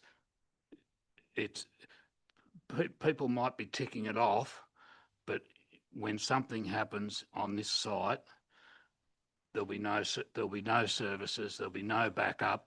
The fire will be out of control. People won't know what to do. It's going to be a mess. And for that reason, I'm strongly opposed to it. The other side of it is I don't think we really fully understand the impact on fauna and the biodiversity. So, who knows what we're destroying if we let this go ahead. That's it for me. Thanks, Mayor. Thanks, Councillor Cordy. Any other councillors like to speak to this? Yes, Councillor O'Neill. Thank you, Mayor.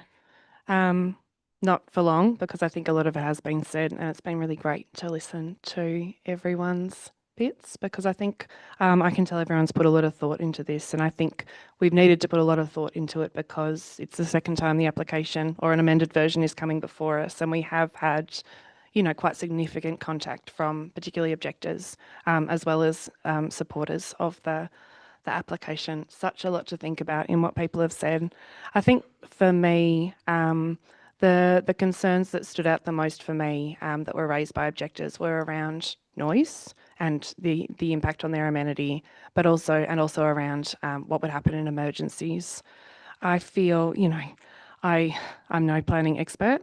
I have seen a lot of planning conditions now, and I feel relatively confident looking through these conditions that there is a lot here that addresses noise. Several conditions address noise, and specifically noise levels that may detrimentally affect the amenity of the area. I think the one that I find particularly reassuring is condition 10. The use must not detrimentally affect the amenity of the area or the amenity of persons living in proximity to the site by reason of the emission of noise. The responsible authority may at any time require an acoustic report. And I think that reassures me because it helps me to be reassured that if there is noise that is considered to be damaging or detrimentally affecting the amenity of the area, we know that people are going to flag that with council, and that we will be able to request an acoustic report at any time, which may offer, further solutions to what could be noise problems. But there are also a whole heap of other conditions around noise, including the patron management plan, which I think is such an important part of any facility or venue that is going to have events, because while I don't agree that everyone who attends a winery is going to get drunk and drive drunk home, I do think that people sometimes are not as considerate as they could be when leaving our premises, particularly if they have had a bit to drink. And so I think that the patron management plan is another really important part of this. In terms of the emergency, what would they do in an emergency? This is probably the one that worried me the most, I think, because it is a really fair thing to be concerned about. I feel as though the emergency management plan that accompanies this application is quite thorough. Again, I've had the luxury of reading quite a few emergency management plans at this point, and I do feel as though this one is relatively thorough. I would like to note that in the emergency management plan, it specifically states that no functions will take place on extreme and catastrophic days, and no staff will be required on site. Events that are scheduled for those days will be cancelled, which, we all know that bushfires don't just occur on extreme and catastrophic days, but they are obviously the most high-risk ones. It also states that in the case of a nearby bushfire during high and moderate days, the event will be cancelled immediately and guests will be directed to evacuate the site. No machinery will be used. I feel as though, fire is the one we've heard most about. I know that other emergencies, can and do happen, particularly medical emergencies. Again, Section 7, which covers medical emergencies, I feel comfortable that as they are providing trained first aid staff who are listed on all first aid kits, that they have very clearly the procedure for if there is a medical emergency. I do feel that they're doing their due diligence and that they are, trying to make this venue as safe as possible for their participants in terms of if they were to have a medical emergency. I do really sympathise with the objectors because I agree it is unpleasant when your life is impinged upon by noise. But I also think that living in a community like we do, that is just part of it. And I know, I don't have the same experience. I chose to live closer into town because I like to be able to walk places. But my amenity is impinged upon quite a lot just by neighbours, just by people driving home with their loud cars from the Baco.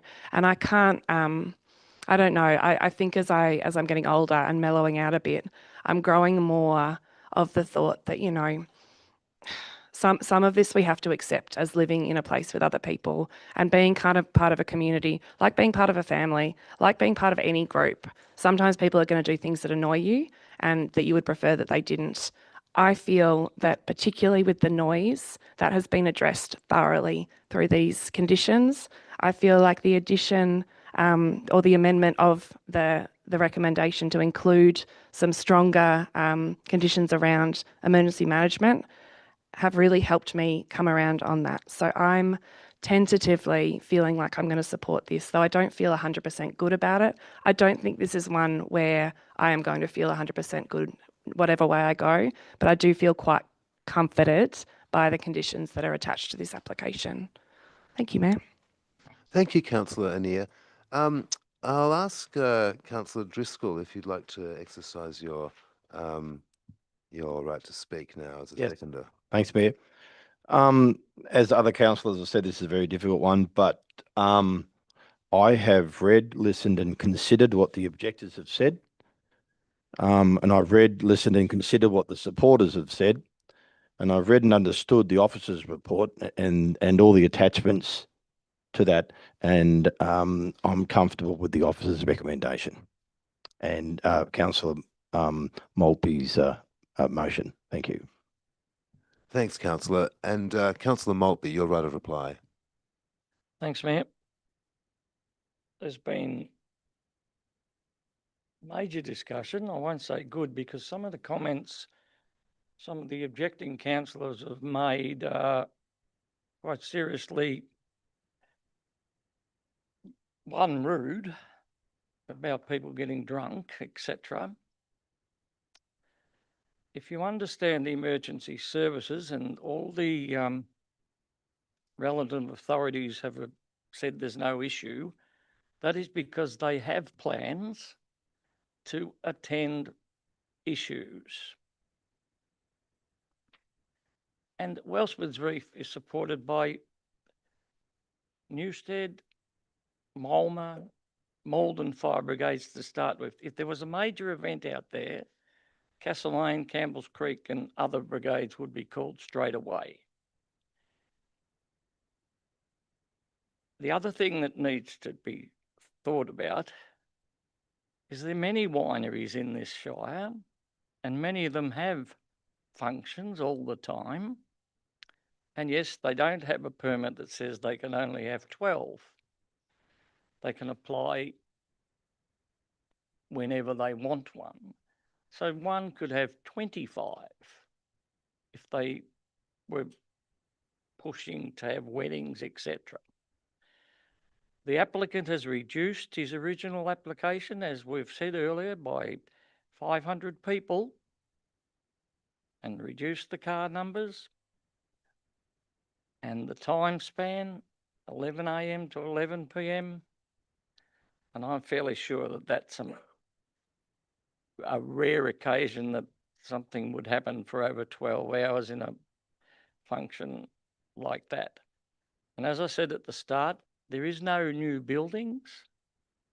It's an adaptation of what is currently there with good car parking added,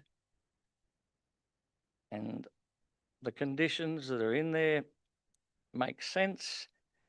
It talks about providing transport for emergencies, and that will happen, I'm sure, if there was an emergency.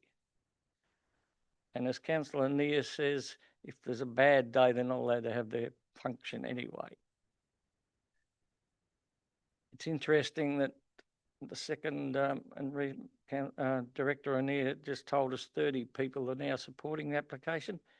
It doesn't really matter whether they live in Kyneton or whatever. If you believe in something that will help a community, under the Local Government Act, you're allowed to write a letter. It's the same as objecting to a house being built. You can live in Darwin. And we as a council have to consider that. But if you want, as Councillor Weller said, to continue businesses growing and bringing people into the community for tourism, for succession of business, then you have to do that. Yeah, there might be a bit of noise one day, but 12 times a year at the most. I fully recommend the motion, Mr. Mayor. Thank you, Councillor Maltby. Okay, let's put it to the vote. All those in favour of the motion? 5, and that's carried. Can we Thank- have a division? Sure.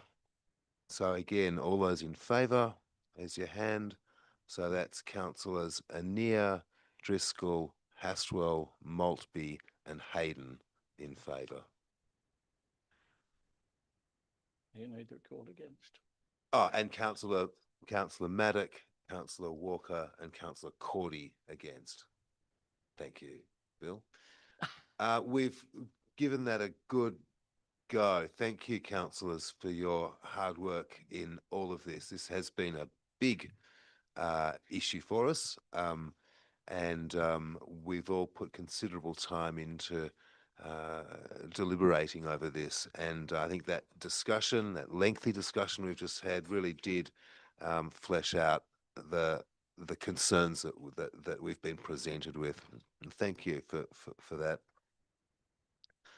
So moving on to 9.4 wellbeing economies, we have nil. So no, we have nil wellbeing economies. We have a great wellbeing economy. We have nil items to consider. 9.5 organisation. 9.5.1 the council plan 2025-29 and annual plan 25-26. Can I please ask Councillor Driscoll to introduce this? Yeah, sure. Thanks, Mayor. The council plan 25-29 annual plan 25-29 documents the priority actions of Mount Alexander Shire which will undertake in the 25-26 financial year. These actions operationalise the 25-29 council plan and support the achievements of the strategic priorities, where an action has alignment and more than one strategic priority. The action has been allocated to the strategic priority it most strongly represents.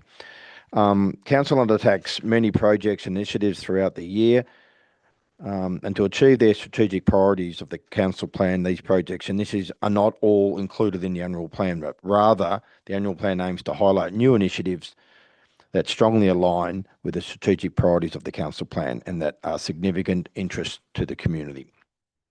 Ongoing monitoring and progress towards the annual plan actions will be reported to council on a quarterly basis. That's the part that keeps everybody honest. And as the council plan was adopted at the meeting of council on the 16th of September 2025, the report replaces the council plan 25-29, annual plan 25-26 progress report for Q1. And Mayor, I would like to move that one, we endorse the proposed actions of the council plan 2025-29 annual plan 25-26, and 2, notes the quarterly updates on progress against the council plan 2025-29 annual plan 25-26, and will be provided at future meetings of councils commencing with Q2. Thanks, Mayor. Thanks, Councillor Driscoll. Do we have a seconder? Yes, thank you, Councillor Anea. Do we have any opposition to this recommendation? No. Councillor Driscoll, would you like to speak further to your motion? Yeah, thanks, Mayor. Well, the council, we adopted the new 4-year council plan in September, and the plan sets the strategic direction of the priorities of the council for the next 4 years. It has 5 focus areas with a series of objectives within each focus area. Now, we debated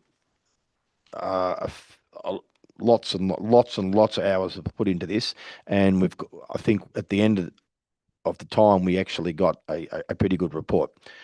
Progress against this council plan is operationalised and monitored through a series of annual plans. Reporting against the annual plan is a key reporting process for the organisation, and that's where we can monitor and evidence captured of progress against the priorities of the council plan. And a quarterly progress report is prepared to inform councillors and the community on progress against the annual plans. The annual report provides an extensive summary of the work undertaken throughout the year, including the final annual plan action outcomes as required by the Local Government Act 2020. Thanks, Mayor. Thank you, Councillor Driscoll. Councillor Anea, would you like to speak now or reserve your right? Thank you. I'll speak now. Thank you, Mayor. Yeah, I think, again, this is, as Councillor Driscoll has said, the way that we keep on track with delivering the council plan, which is a massive undertaking, especially in the first year of a new council, but is something that, we've all worked very hard on, and, it's about delivering it now. And the way we do that is through annual plans. But again, because of the way it all falls, we don't have a council plan adopted at the time that we adopt budget. So there are some constraints to what we're able to do in the first year. But despite that, I feel like there is some really fantastic initiatives and projects in the annual plan for the first year, including things like development of an aged care strategy, which of course makes so much sense given our commitment to aged care and how active we are in that space, and how I think it's something that we want to continue doing and we want to continue doing well. I think that's a fantastic project. The childcare feasibility study funded through the last budget as well will give us a really good kind of scan of what the need is within the community for childcare and what is feasible, because we know that, again, that is a bit of a problem. The biodiversity strategy, which came from a number of community submissions during the previous budget, we'll be working on the draft of that, which is very exciting, and I hope is something that is able to inform, future work and decisions of council, because it is something that was strongly advocated for by a number of local organisations and people, and I think will be a really, really valuable thing for us to have. In terms of, our commitment to keep trying to make more housing that's affordable, that's appropriate, that's accessible. We're going to continue on the Maldon Worker Housing Project and continue development of the Mount Alexander Affordable Housing Trust, which has been a long-term project of ours.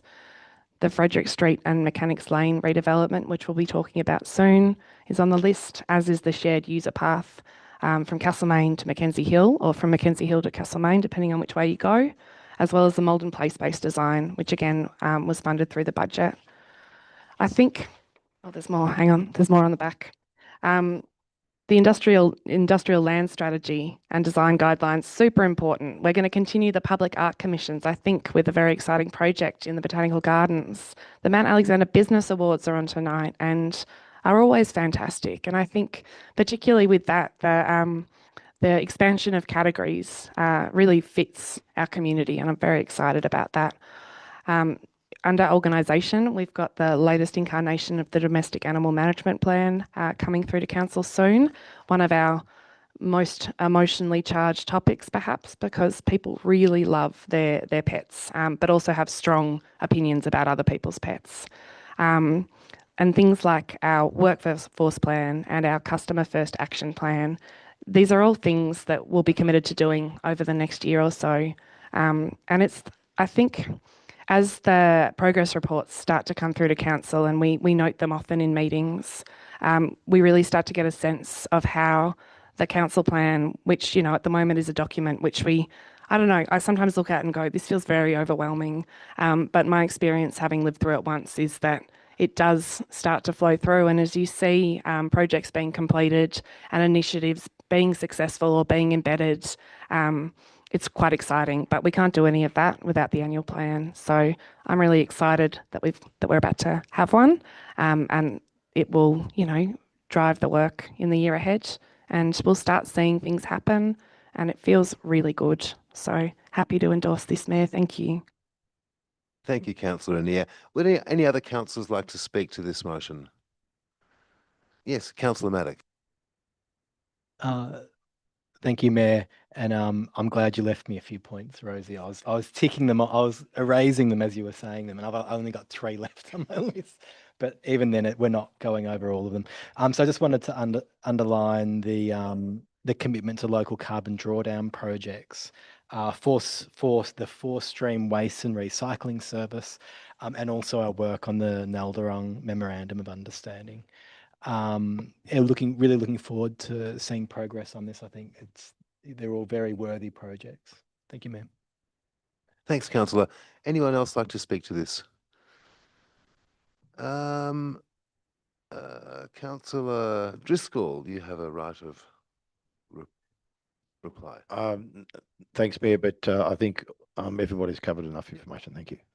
Good. Okay, let's put it to the vote. All those in favour and against, and that's carried unanimously. So moving on to 9. Oh, hang on. 9.5.2. Yes, financial hardship policy.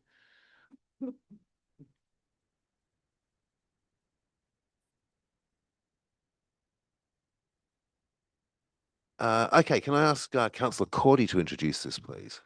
Thanks, Mayor. Financial hardship policy. The policy is designed to assist those ratepayers who are identified as experiencing financial hardship in relation to payment of property rates and charges, including government fees and levies, on their principal place of residence. The policy details several issues concerning financial hardship, particularly the nature, indicators, and identification of financial hardship, as well as the application and assessment process. This policy does not apply to arrangement for the payment of monies owed. This is addressed in the revenue and debt collection policy. It does not apply to properties other than the ratepayer's principal place of residence. The policy was endorsed by the Audit and Risk Committee on 9th of September 2025, with one recommended change to include reference to the Emergency Services and Volunteers Fund. This policy has now been amended to include reference to government fees and levies on ratepayers' properties. And Mayor, I'll move the recommendation that Council adopts the financial hardship policy. Thank you. Thank you, Councillor Cordy. Do we have a seconder? Thank you, Councillor Maddock.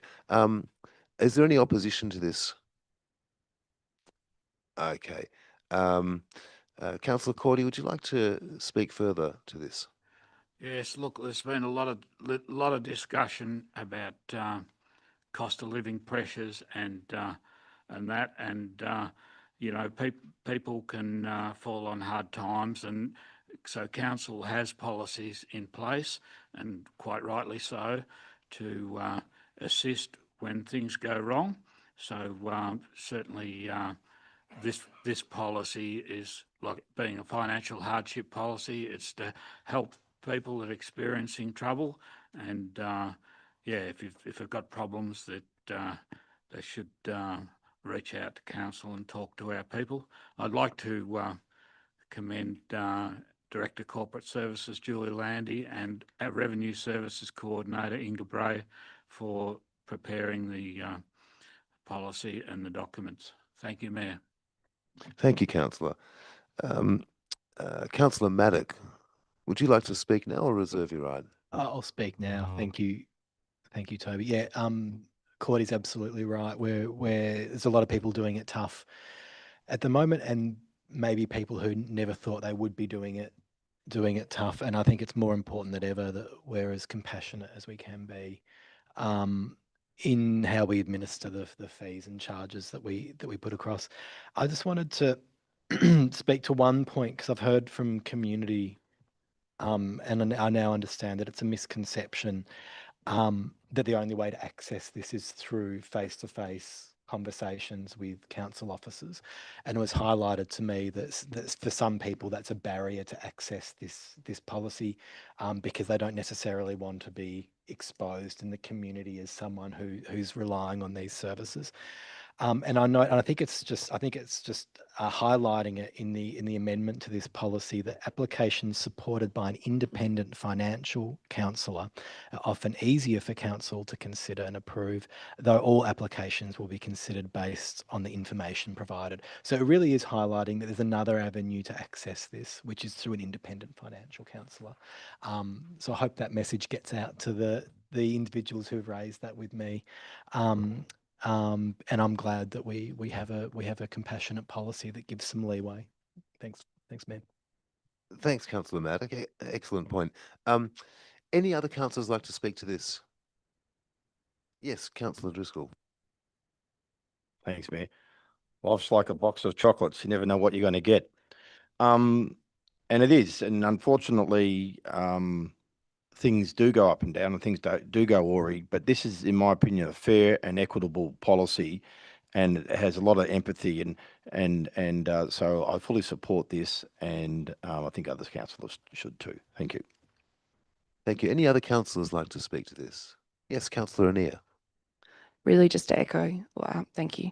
Really just to echo what others have said about that I think, now more than ever, it's important that we do have compassion and understanding for financial hardship and different types of hardship. And that, a lot of people are finding themselves in positions where they weren't before.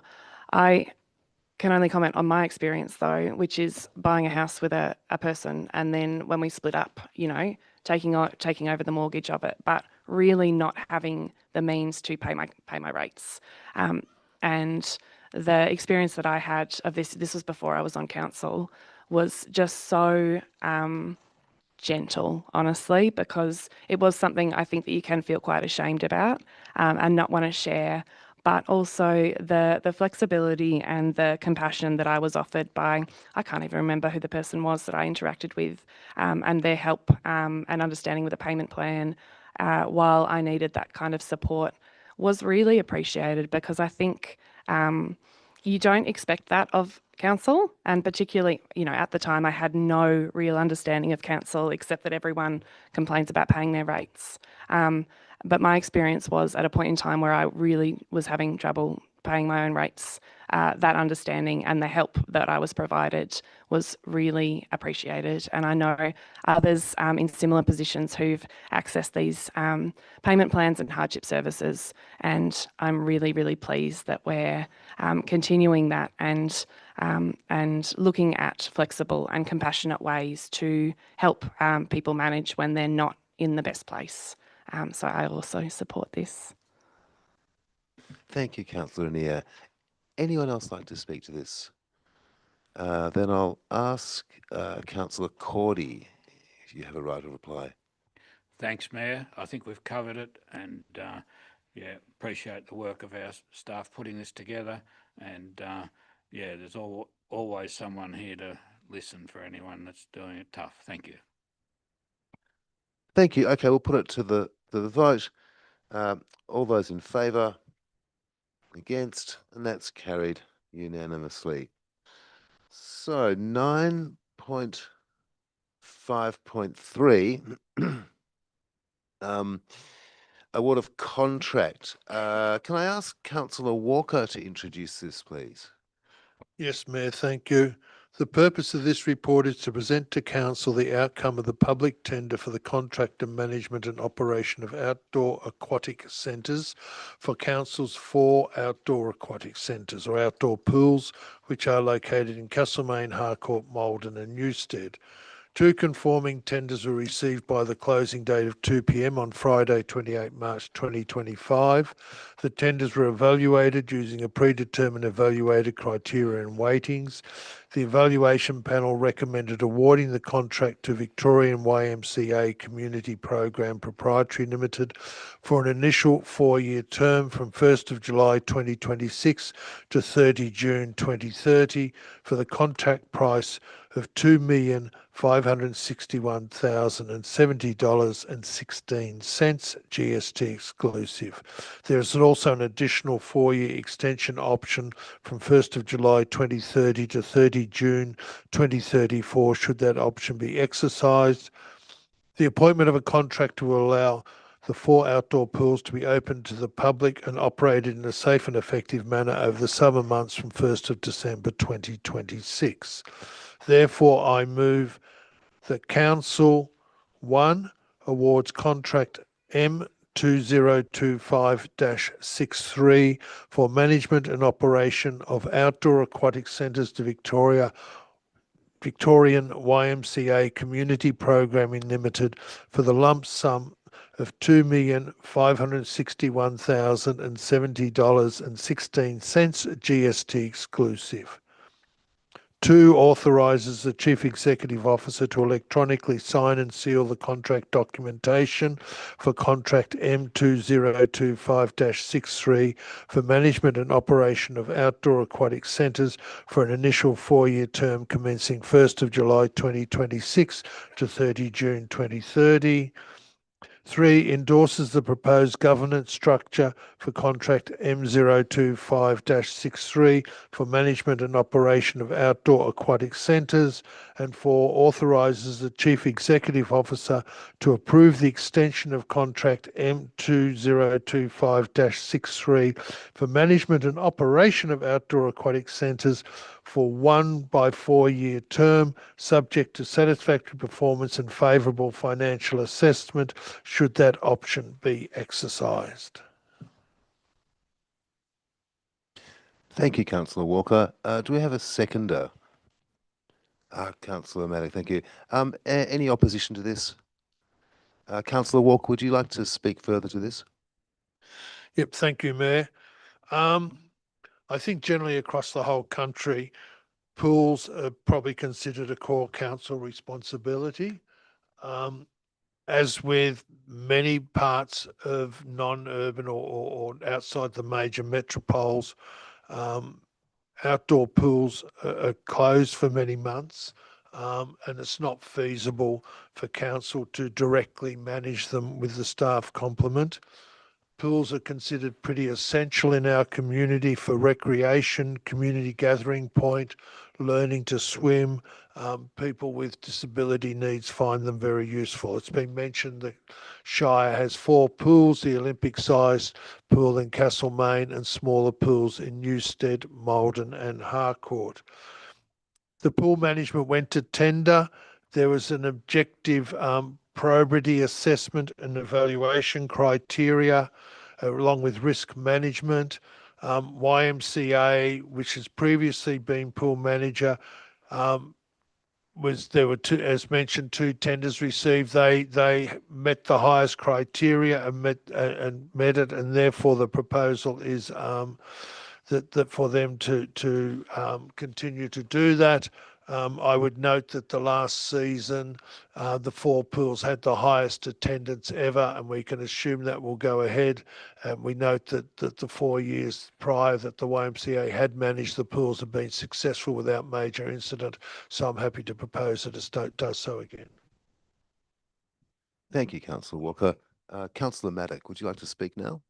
Yeah, thank you, Mayor. I think we're so lucky to have the pools that we do in the Shire. They're such a well-loved and utilised resource, and perhaps the most accessible in some ways, and they're used by all ages, all genders, all sections of society. Maybe not all of them, but maybe the broadest out of all of our recreation facilities.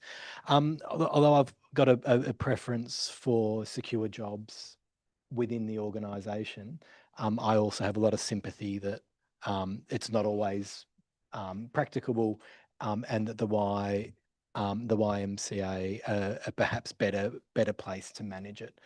So on that, I'm happy to support this motion. Thank you, Mayor. Thank you, Councillor Maddock. Anyone else like to speak to this motion? Yes, Councillor Driscoll. Thanks, Mayor. Just that I support the motion, but just to point out that council officers engage AFS and Associates with a local chartered accountants as to provide probity services throughout this process. Thank you. Thank you, Councillor. Good point. Anyone else like to speak to this?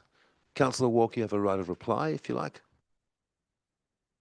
Thank you. Just very briefly, and noting on employment, there is a sort of team in council that helps on the management.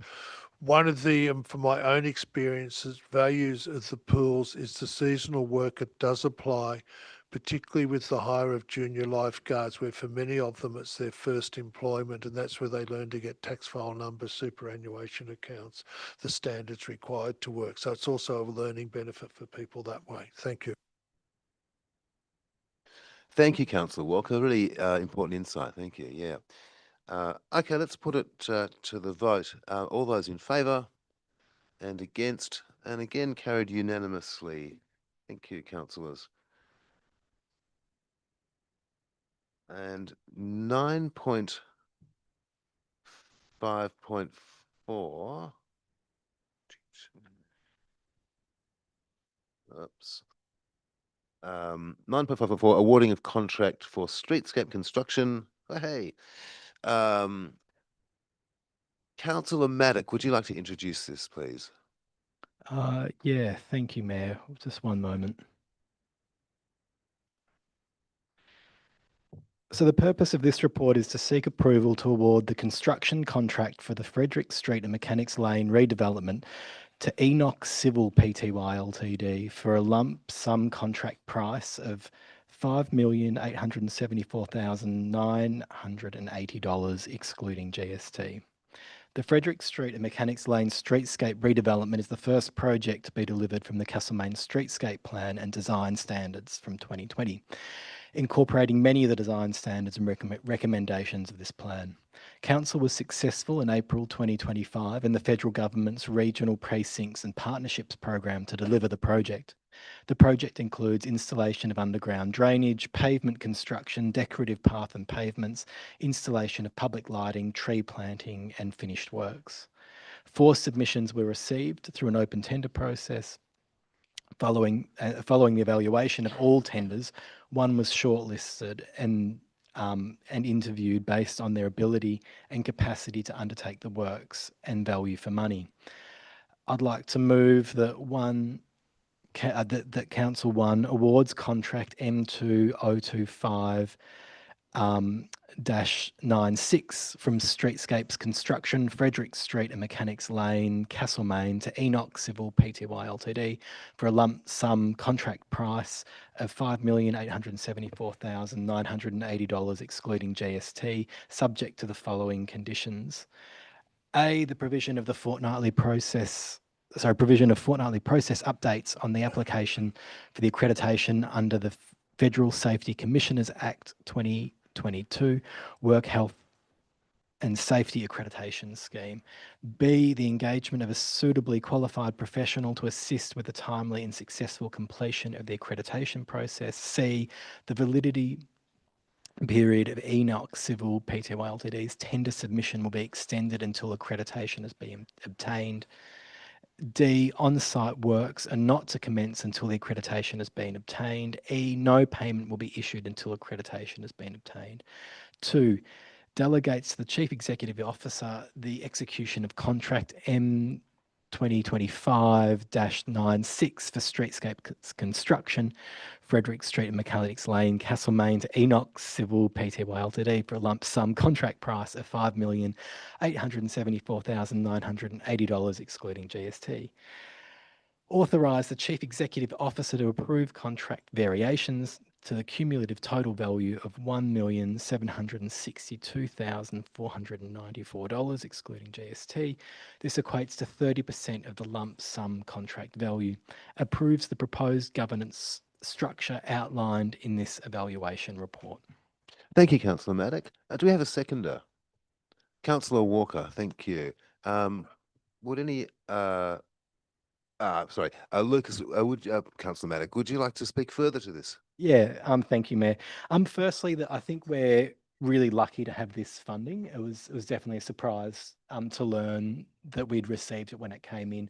To be seeing such a major project in the term of this council is very exciting, and we're lucky because most applicants for this did not receive funding to this scale. I work here, I walk that street a lot. I also work at the community house and walk that street a lot, and it is in dire need of upgrading. I'm regularly walking in the gutters to allow people to pass. I know wheelchair users who just do not use that street. So it's addressing something that's a pressing need in our community.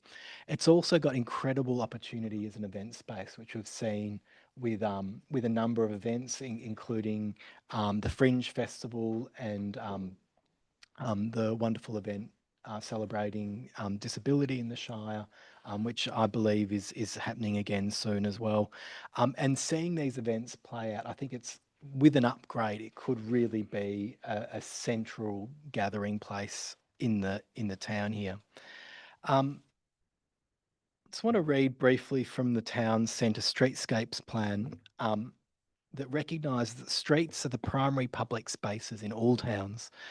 They are where the life of the town happens, where people go about their daily routines, where they run into neighbours and stop to chat, where they grab a coffee and sit on a bench to watch the world go by, and where shopkeepers show their wares. They are important social spaces in addition to being central to all movement and access within town. And just noting that, and we have, I guess we have maybe 4 main streets in the central commercial zone of Castlemaine, and this is really it's the main north-south connector between 3 of those streets. It's a really important laneway street, and it's connecting these main centres. The better thoroughfare we can have through there, the better it is for all those 3 streets, and the more usable that our central commercial district is.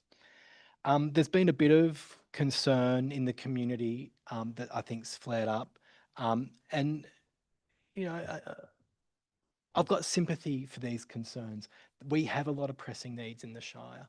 The need for housing, the need for more childcare places. Some of these have a much more direct impact on people's lives, and they really want to see action here. So I've got sympathy that people see this sort of money coming into the Shire and saying, well, why isn't it in affordable housing, or there's this other thing that's really important to me.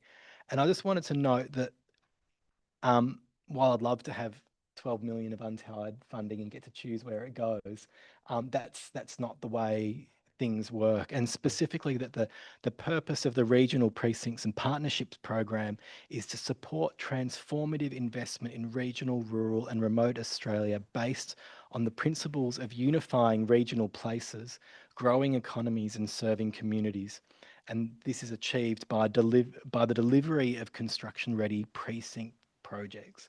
So it's really, the funding is limited to be spent in this area. And I think within that bounds, this is a absolute fantastic way to be spending that money. And I think we're really lucky. This is an exciting moment in that process where we're signing the big contract.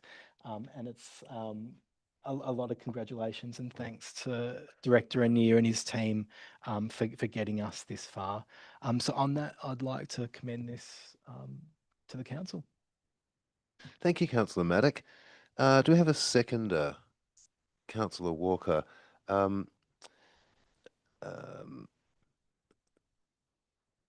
Councillor Maddock, did you want to add anything? I'm a bit confused where we're at. Did we? I've already moved the motion and I was speaking. I beg your to pardon. it. Sorry, Yeah. it's up to Phillips. Sorry, guys. I've already forgotten what I didn't say, so I want to have my right of reply as well. Just briefly, one endorsing the point Councillor Maddock raised about this fund was dedicated towards this, noting that there are many pressing needs in the Shire. We have to do it on this. I think it's going to greatly uplift and help to integrate different areas of that CBD. I'll plead guilty to being one who's in the past sort of jumped in the car and driven 2 streets and parked the car. And I think this will help me much more to be walking along with other people. And I think that we're going to be seeing some of the artworks and things popping up. I think it's going to be a great initiative and very well done to all involved in getting it together. Thank you, Councillor Walker. Any other councillors like to speak to this? Councillor Driscoll. Thanks, Mayor. With a development this size, there's numerous risks, but just a couple of risks which there are is that there's many stakeholders around here, businesses and residents and stuff like that. And one way that council is mitigating that is by engaging with them.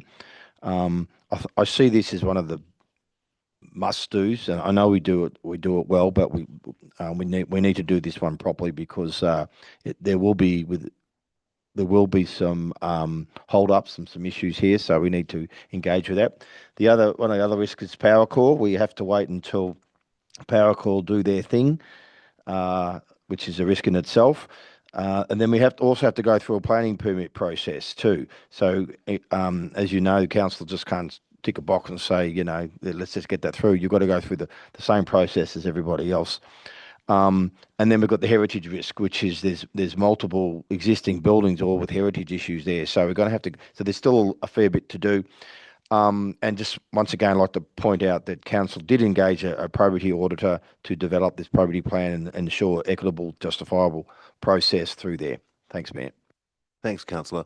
Anyone else like to talk to this? Councillor Anir. Thank you, Mayor. As Councillor Maddock has said, this is an exciting kind of milestone in this project. I think, you know, the elephant in the room is that a lot of people were pretty annoyed and possibly still are pretty annoyed about this project initially. But I think I've become very excited about it again, particularly after the kind of the launch recently.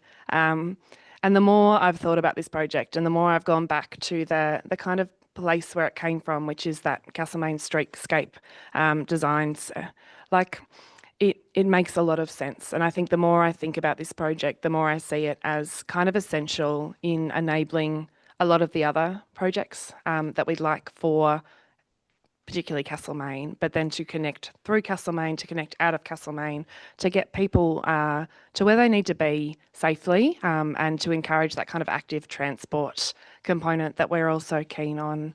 I think what this project is for me, you know, it is one of those streets that you just walk a lot because it is such a natural connector right through the heart of town. I've been calling it the spine because heart wasn't quite right, but I think for me it's that spine project that then everything else can kind of flare off. And I know from particularly talking to people who are not able to use the street, particularly down this end where, you know, it is quite difficult if you have mobility issues. I remember trying to navigate it with my gran once and just giving up and going and parking somewhere else because it was just too hard.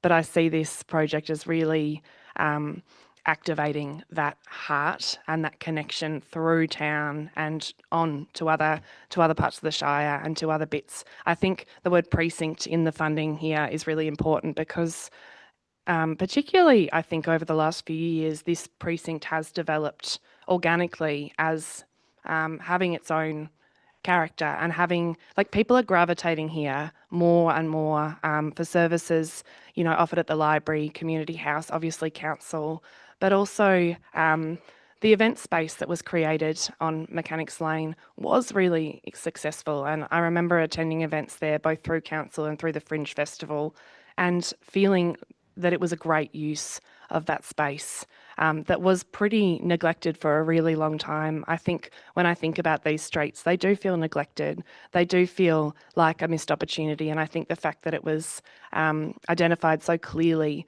through the, you know, quite widespread community consultation for the streetscape plan and design standards for Castlemaine. But it did feel like one that would never get funded. And then it did, which was quite surprising. But here we are, we've got this project that we now need to deliver. And obviously, locking in a contractor is really, really an important part of that. I think one of the things that I wanted to pick up on that Councillor Driscoll just mentioned is around that heritage risk. And we know that particularly there's a couple of buildings on that street that are of high heritage value. But I think what we really need to keep talking about and keep just explaining in terms of the process is that is going to be taken into such careful consideration. We can't just put down a street because we feel like it and give no regard to heritage buildings, and contractors are not able to do that either. So through the civil works, the risk will be mitigated through a number of ways. And I feel quite comforted that those buildings will be given the respect and preservation that they deserve. I think the last thing that I'll end on that really excites me is that this will really be our first shared street where it is not just cars being prioritised. And I think, you know, I have a big influence of my mum who doesn't drive, and I grew up walking everywhere in Castlemaine.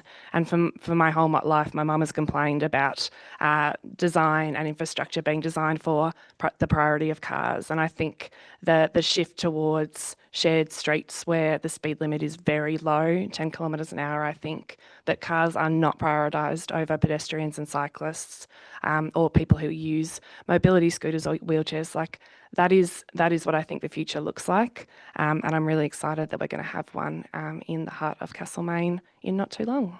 And appointing a contractor is a big part of that. So we've got to do it. Thank you, Mayor. Thank you, Councillor Anir. Would anyone else like to speak to this?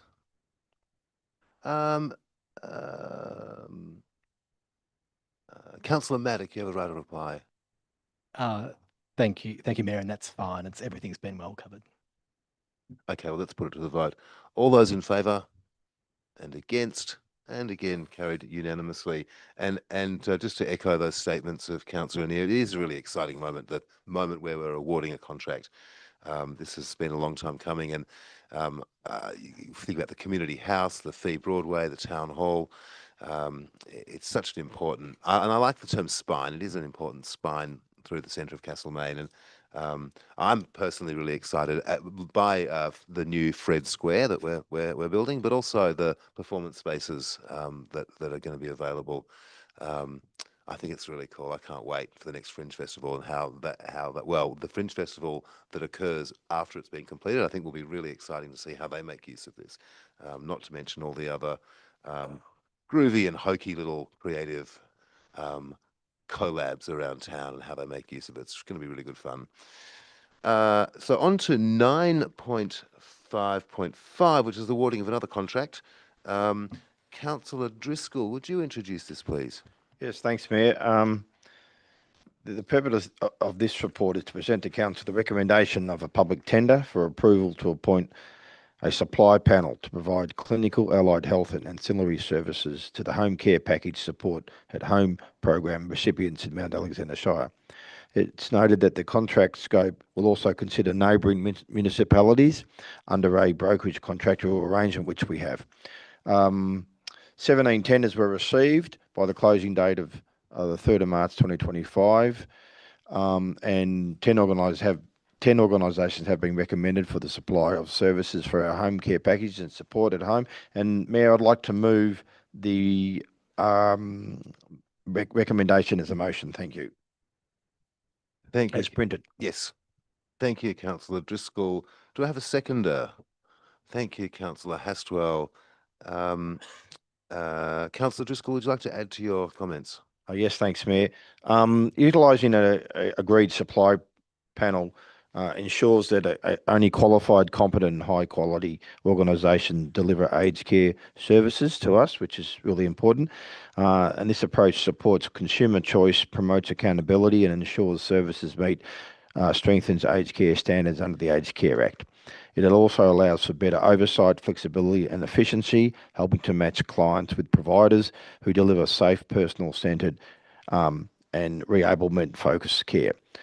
The scope of services requested are in accordance with the Commonwealth Government's transition to the support of home packages for aged care services provisions. The tender requested responses from organisations and private practitioners with the ability to provide these services to older adults in line with the aged care reforms and aged care quality standards. Thanks, Mayor. Thank you, Councillor. Councillor Hastwell, would you like to speak now? Thanks, Mayor.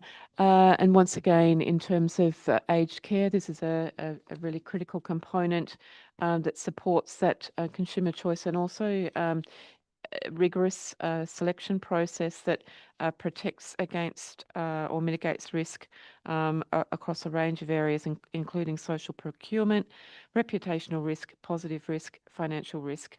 And again, these things sound rather technical, but essentially what it adds up to, I think, is that we can be assured that our recipients of aged care are given appropriate choice and can feel safe and confident in the providers that are able to meet their needs. Thank you.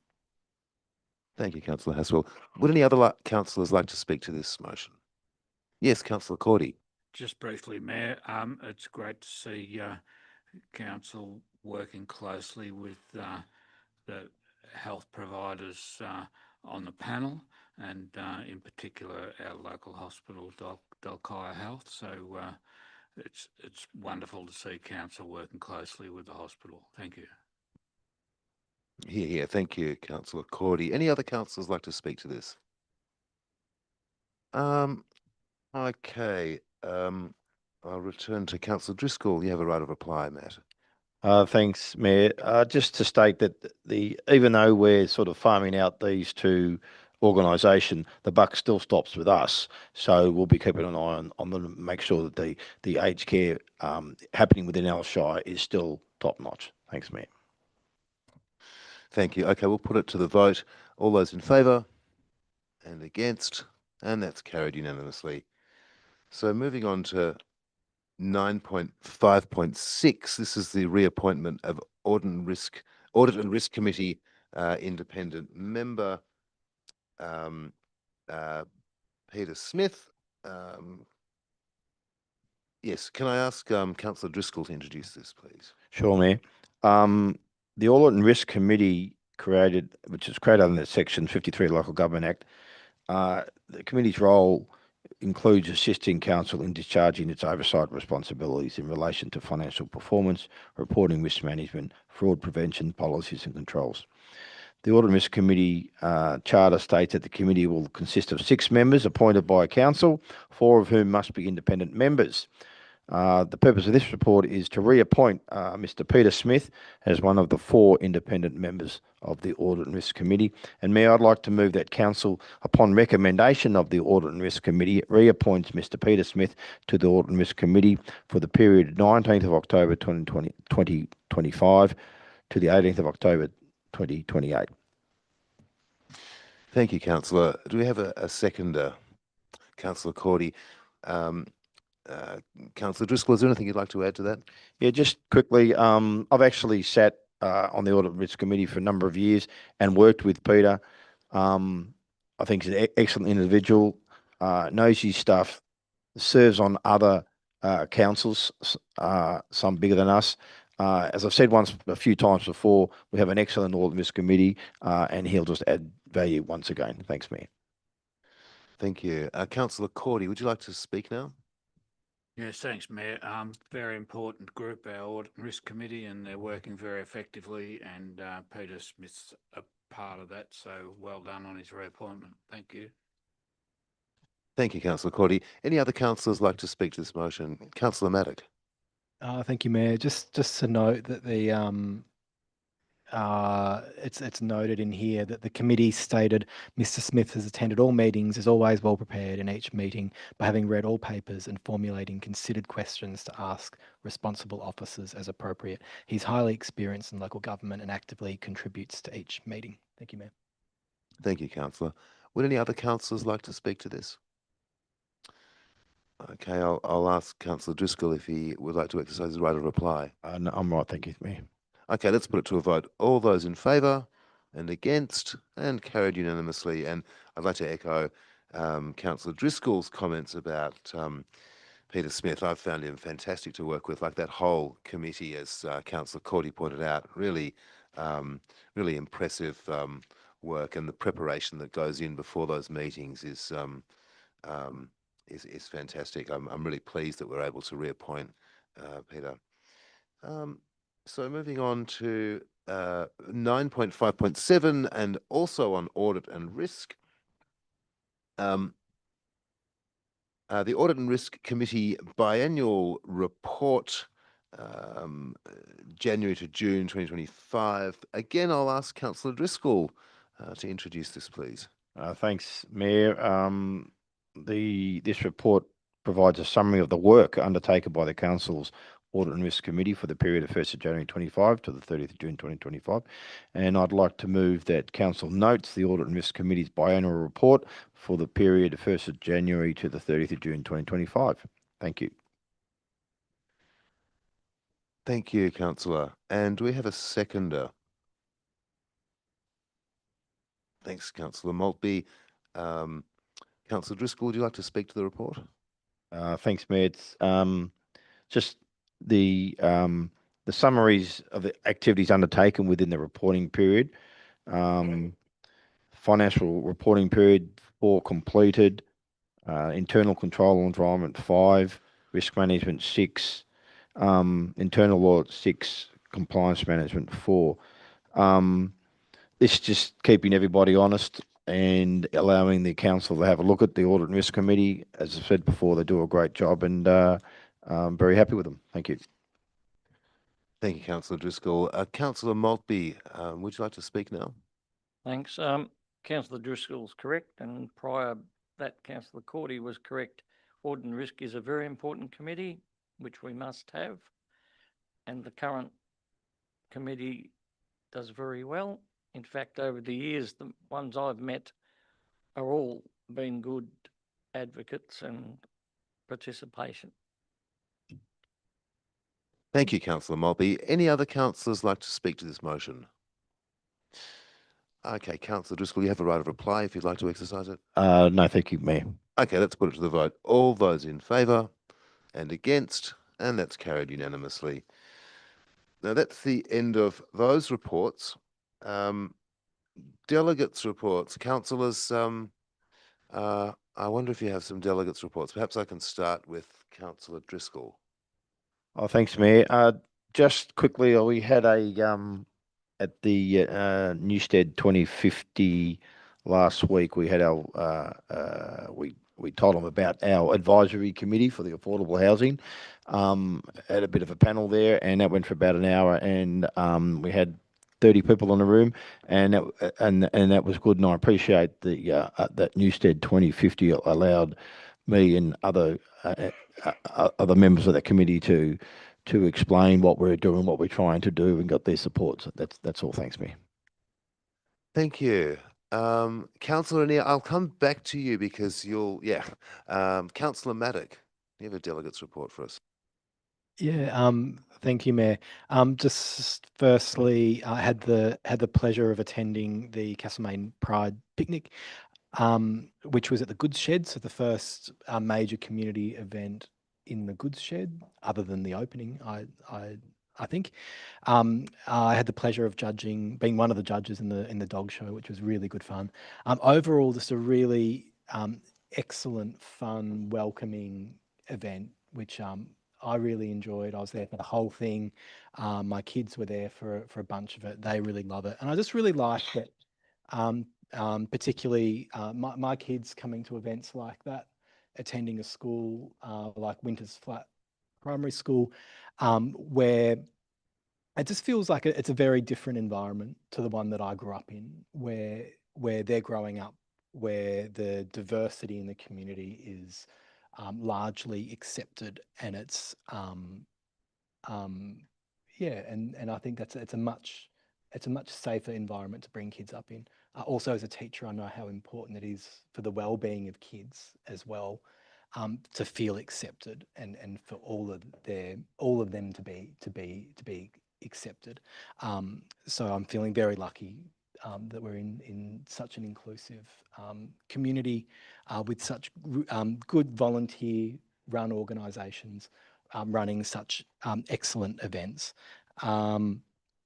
I did a listening post at the Bike Swap Meet in November 1, heard loud and clear, largely around the desire from particularly that community for the Castlemaine Rail Trail to come as close into town as it possibly can. I'm sure we're going to be talking about that a lot more, and we are talking about it already. Also had the pleasure of participating in the Rocky Riders Dirt Crits, which is kids mountain biking program, which is a very well run, again, volunteer run little community group in town, providing great services for kids who are into bikes. Also, the Rural Australian for Refugees fundraiser Duralinga Dingo and Wildlife Education Centre was very generous of them to be donating all the proceeds for the day to the Rural Australian for Refugees. And then lastly, just to announce that I'll be on a brief leave from November 25 to December 4 to spend some time with the family. Thank you, Mayor. Thank you, Councillor Maddock. Thank you. Councillor Walker. Having just returned from 3 weeks leave, I look forward to getting back into it. Very good, and welcome back. Councillor Hastwell. It's always important to have a Mount Alexander Shire Council, a councillor delegate to Kangaroo Island. I guess. Thanks for that. Okay, so a few highlights for me over the last month or so. Malden Folk Festival, always amazing. celebrating 50 years this year. I was delighted to be part of the opening event there. Fantastic weekend, great program, and it's a very palpable example of community coming together in a very grassroots way. Quality programming, but also a very strong sense of participation and access, and a humbling sense of acceptance and just joy, where people make music together and enjoy coming together. So that was great. Seeing the town come alive again. As we all know, Maldon is has to be the king, queen, whatever it is of events, I reckon, in Australia. And I often think that we need to create a special award for the town with the most events. And I know that Maldon would win. So I don't know if anyone is thinking. I don't know who creates an event award like that, but I think we should see what we can do. And again, when we were talking earlier on about visitor economy, sustainability, community, those events are just fantastic examples of how you promote a visitor economy that also benefits and includes the community. So big congratulations to organiser Pam Lyons and her team of volunteers, as well as the local organisations who are such a steadfast backbone of so many of Maldon's event attractions. And speaking of local creative businesses, we have some outstanding creative industry professionals and businesses in the Shire, including our architects and designers. It was my privilege to be invited to be part of a public conversation with local architect Lisa Merkenstein as part of the recent Regional Architects Symposium held here in Castlemaine. And great to spend time speaking publicly. It's kind of interesting when you're invited to have a 45-minute public conversation on stage, non-scripted, and you think, I hope we've got enough to talk about and I hope it's interesting. But once you get going, it's really fun. So we talked about a whole range of things from heritage to placemaking, the Bank Corner Revitalisation Project in Maldon, and of course, Lisa's also part of a Council's Public Art Advisory Group, so public art wound its way in there as well. Great to meet delegates from across Australia to that regional focus on architecture. And again, a lot of focus on sustainability. And congratulations to the organisers. A wonderful event for our Shire, or in our Shire. Not so much for the Shire, but certainly had a lot of local people involved. I also loved attending the Meet the Finalists event organised by Business Mount Alexander as a networking event for finalists in Council's Business Awards. Great warm-up, great initiative, and an example of a key local organisation working in partnership with Council just ahead of course, the awards night, which is coming up tomorrow night. But this was the warm-up and a real sense of inclusion and networking from our towns and areas across the Shire. Great to see a broad representation of businesses doing great things for our wellbeing economy, and I'm looking forward very much to attending the awards night tomorrow. And lastly, congratulations to the Maldon Heritage Network for bringing together a wide range of interested community members for a presentation on heritage and planning. The event last week, titled Preserving the Past and Managing Change, featured presentations from Council's statutory and strategic planning teams and explored how heritage and change work together in Maldon. I think there's been a similar presentation in Castlemaine not that long ago. The Maldon RSL rooms were packed. There was a lot of interest.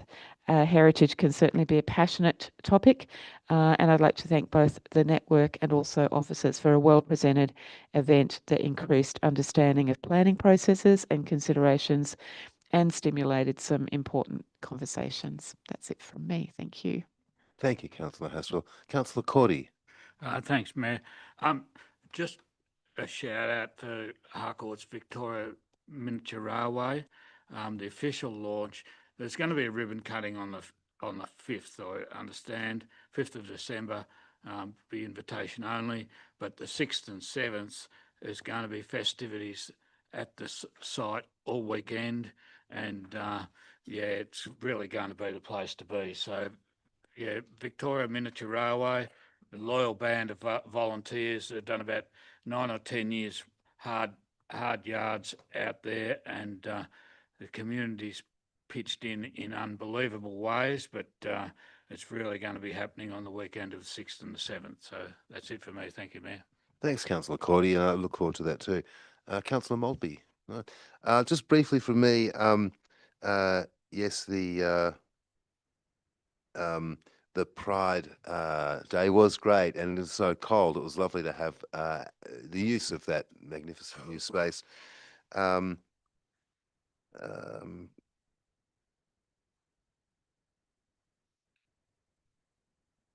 I was lucky enough to deputise for Councillor Maltby at the Public Art Panel, and just thinking about some of the fantastic groups associated with council. I love hanging out with those guys. They're great, and I'm happy to report that all of those panelists have all re-nominated to stay on that panel, which is a fantastic outcome. It's a really high-functioning committee. I think a lot gets done in those 90-minute to 2-hour meetings. I've had a couple of listening posts,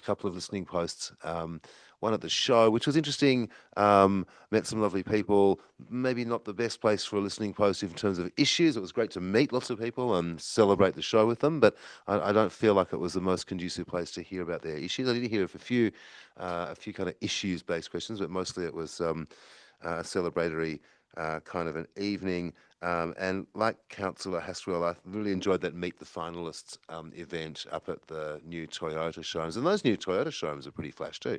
It's nice to have a sticky beak inside there. That's probably enough for me. Councillor Anea, you've got a long list of your last month as mayor. I'll just pick out a couple. I don't know. I mean, I always really enjoy going to the kinders and the schools. I was fortunate to be invited by South Castlemaine Kinder to go and spend some time with their students who were very, very excited about their new building, which is currently under construction, and told me all about how they're planning to use that. Did an amount of trying to explain to 3 and 4-year-olds what council does, which is always pretty fun. And especially when I go and hang out with kids, I always ask them what they think the mayor does. And there is quite a hilarious spread of answers to that. But it's always really nice. And they're very, very, very appreciative of having, firstly, having more space with the new building. And then the existing building is going to be renewed. So they're really looking forward to that. Particularly the staff, I think, who have been working in a less than ideal space for a really long time. I attended, well, I kind of missed the actual AGM part, but I went to the Castlemaine Maryborough Rail Trail annual general meeting, and myself and the then mayor of Central Goldfields, Grace Lavella, I'm not sure, I think they're having their meeting tonight as well. We had a bit of a in conversation with our thoughts on the rail trail, and its connection and what it could possibly bring to both of our communities, and how nice it is to be working on a project together. It was really pretty positive. There are a couple of curly questions, but that's always to be expected. But I really appreciate how thorough and professional the Castlemaine Maryborough Rail Trail people are being in how they're doing their consultation, and the event that they organised was really, really fantastic. Early in the month, I attended the last of the local government mayoral advisory panel meetings. So I was selected earlier in the year to sit on that along with 8 other mayors from across the state, advising the Minister for Local Government, Nick Stikos. We managed to sneak in an additional 4th meeting, which was nice, but it was a working dinner at Parliament, so it was tricky. It's tricky, I find, to eat and be in a meeting at the same time, particularly when you've got your laptop and your food, and it was a bit of a struggle, but I've really enjoyed being part of that panel this time. It's the second time I've done it. I did not have such a great time the first time. I do hold out a lot of hope for this Minister of Local Government, and I hope that he follows through on some of the commitments and suggestions of commitments that he has talked about, because I think as a person who has served as a councillor as well, he has that insight to what it's like being in local government, and I think that's really helpful. And if nothing else, he definitely has listened, and I really appreciate that. I just not long ago, last week, I attended the Castlemaine RSL Remembrance Day service, which is always really beautiful. I don't have any strong familial connections to war, so I've never really been involved. But obviously, I'm involved when I'm the mayor, and I just find them quite powerful. Particularly, meeting people who do have those very strong connections, and hearing the stories about people, I find quite powerful. And then finally, a couple of them fell off my list, but I also had a listening post at the Castlemaine show, but not on the Friday night, on the Saturday. I had the pleasure of chaperoning a huge number of 13-year-old girls on the Friday night, which was quite fun actually, but had a lovely listening post the next day when I think it was a lot more calm. And had some great conversations, but particularly about the Camp Reserve. Let's be honest, that was going to come up, but had some really great conversations with people who I don't usually see. So I thought that it worked really well for me. And I also got to judge the pet show, Moore's second annual pet show, which was quite fun. Although, again, there was a very disappointingly small amount of pets entered: 3 dogs, 1 rabbit, and 1 guinea pig. So they all were award winners. And I think my favourite thing, I always talk about it, but my favourite thing about the Castlemaine show, which I find very, very special, is the agricultural section with all the categories where people submit their jams and their needlework, and there's a category for the tallest weed now, and it's just so wholesome. So I really, really enjoyed the Castlemaine show as well. Thank you, Mayor. Thank you, Councillor Nia. That sounds great fun. CEO, do you have any points you'd like to? Thanks very much, Mayor. I won't go through the list that's been tabled, because most of the ticks next to my name are in fact next to the acting CEO, Michael Ania. And thank you again, Michael, for covering at least half of the page of the activities there on my behalf, and for doing such a great job that I know you all believe he did as well during my absence. So thank you again, Director Ania, for stepping in for me. If I may say, Mayor Hayden, congratulations to you, and Deputy Mayor Driscoll, congratulations to you. Wonderful to have the opportunity to be working more closely with the two of you over the coming 12 months. And on behalf of the staff, I certainly want to commit ourselves to supporting you in whatever way you need us to, and really look forward to, as I say, working a lot more closely with you both. And just finally, if I may, Mayor, just to say to the outgoing Mayor, an enormous thank you to you, Mayor Ania, on behalf of all of the staff. You are both a leader to the organisation and an inspiration to so many staff within our organisation in the way that you do what you do, whether you're a mayor or not. But it has been a wonderful start to this council's term from an officer's perspective, to see how you've led this group into being the great team that you all recognise that you are, and how you've worked so closely and so supportively with us yet again as our mayor. So thank you, Mayor Ania. Thank you, CEO. Thank you. Thanks all. I think that we've so we have no notices of motion, no urgent special business, no confidential items. So I declare the meeting closed at 9:39.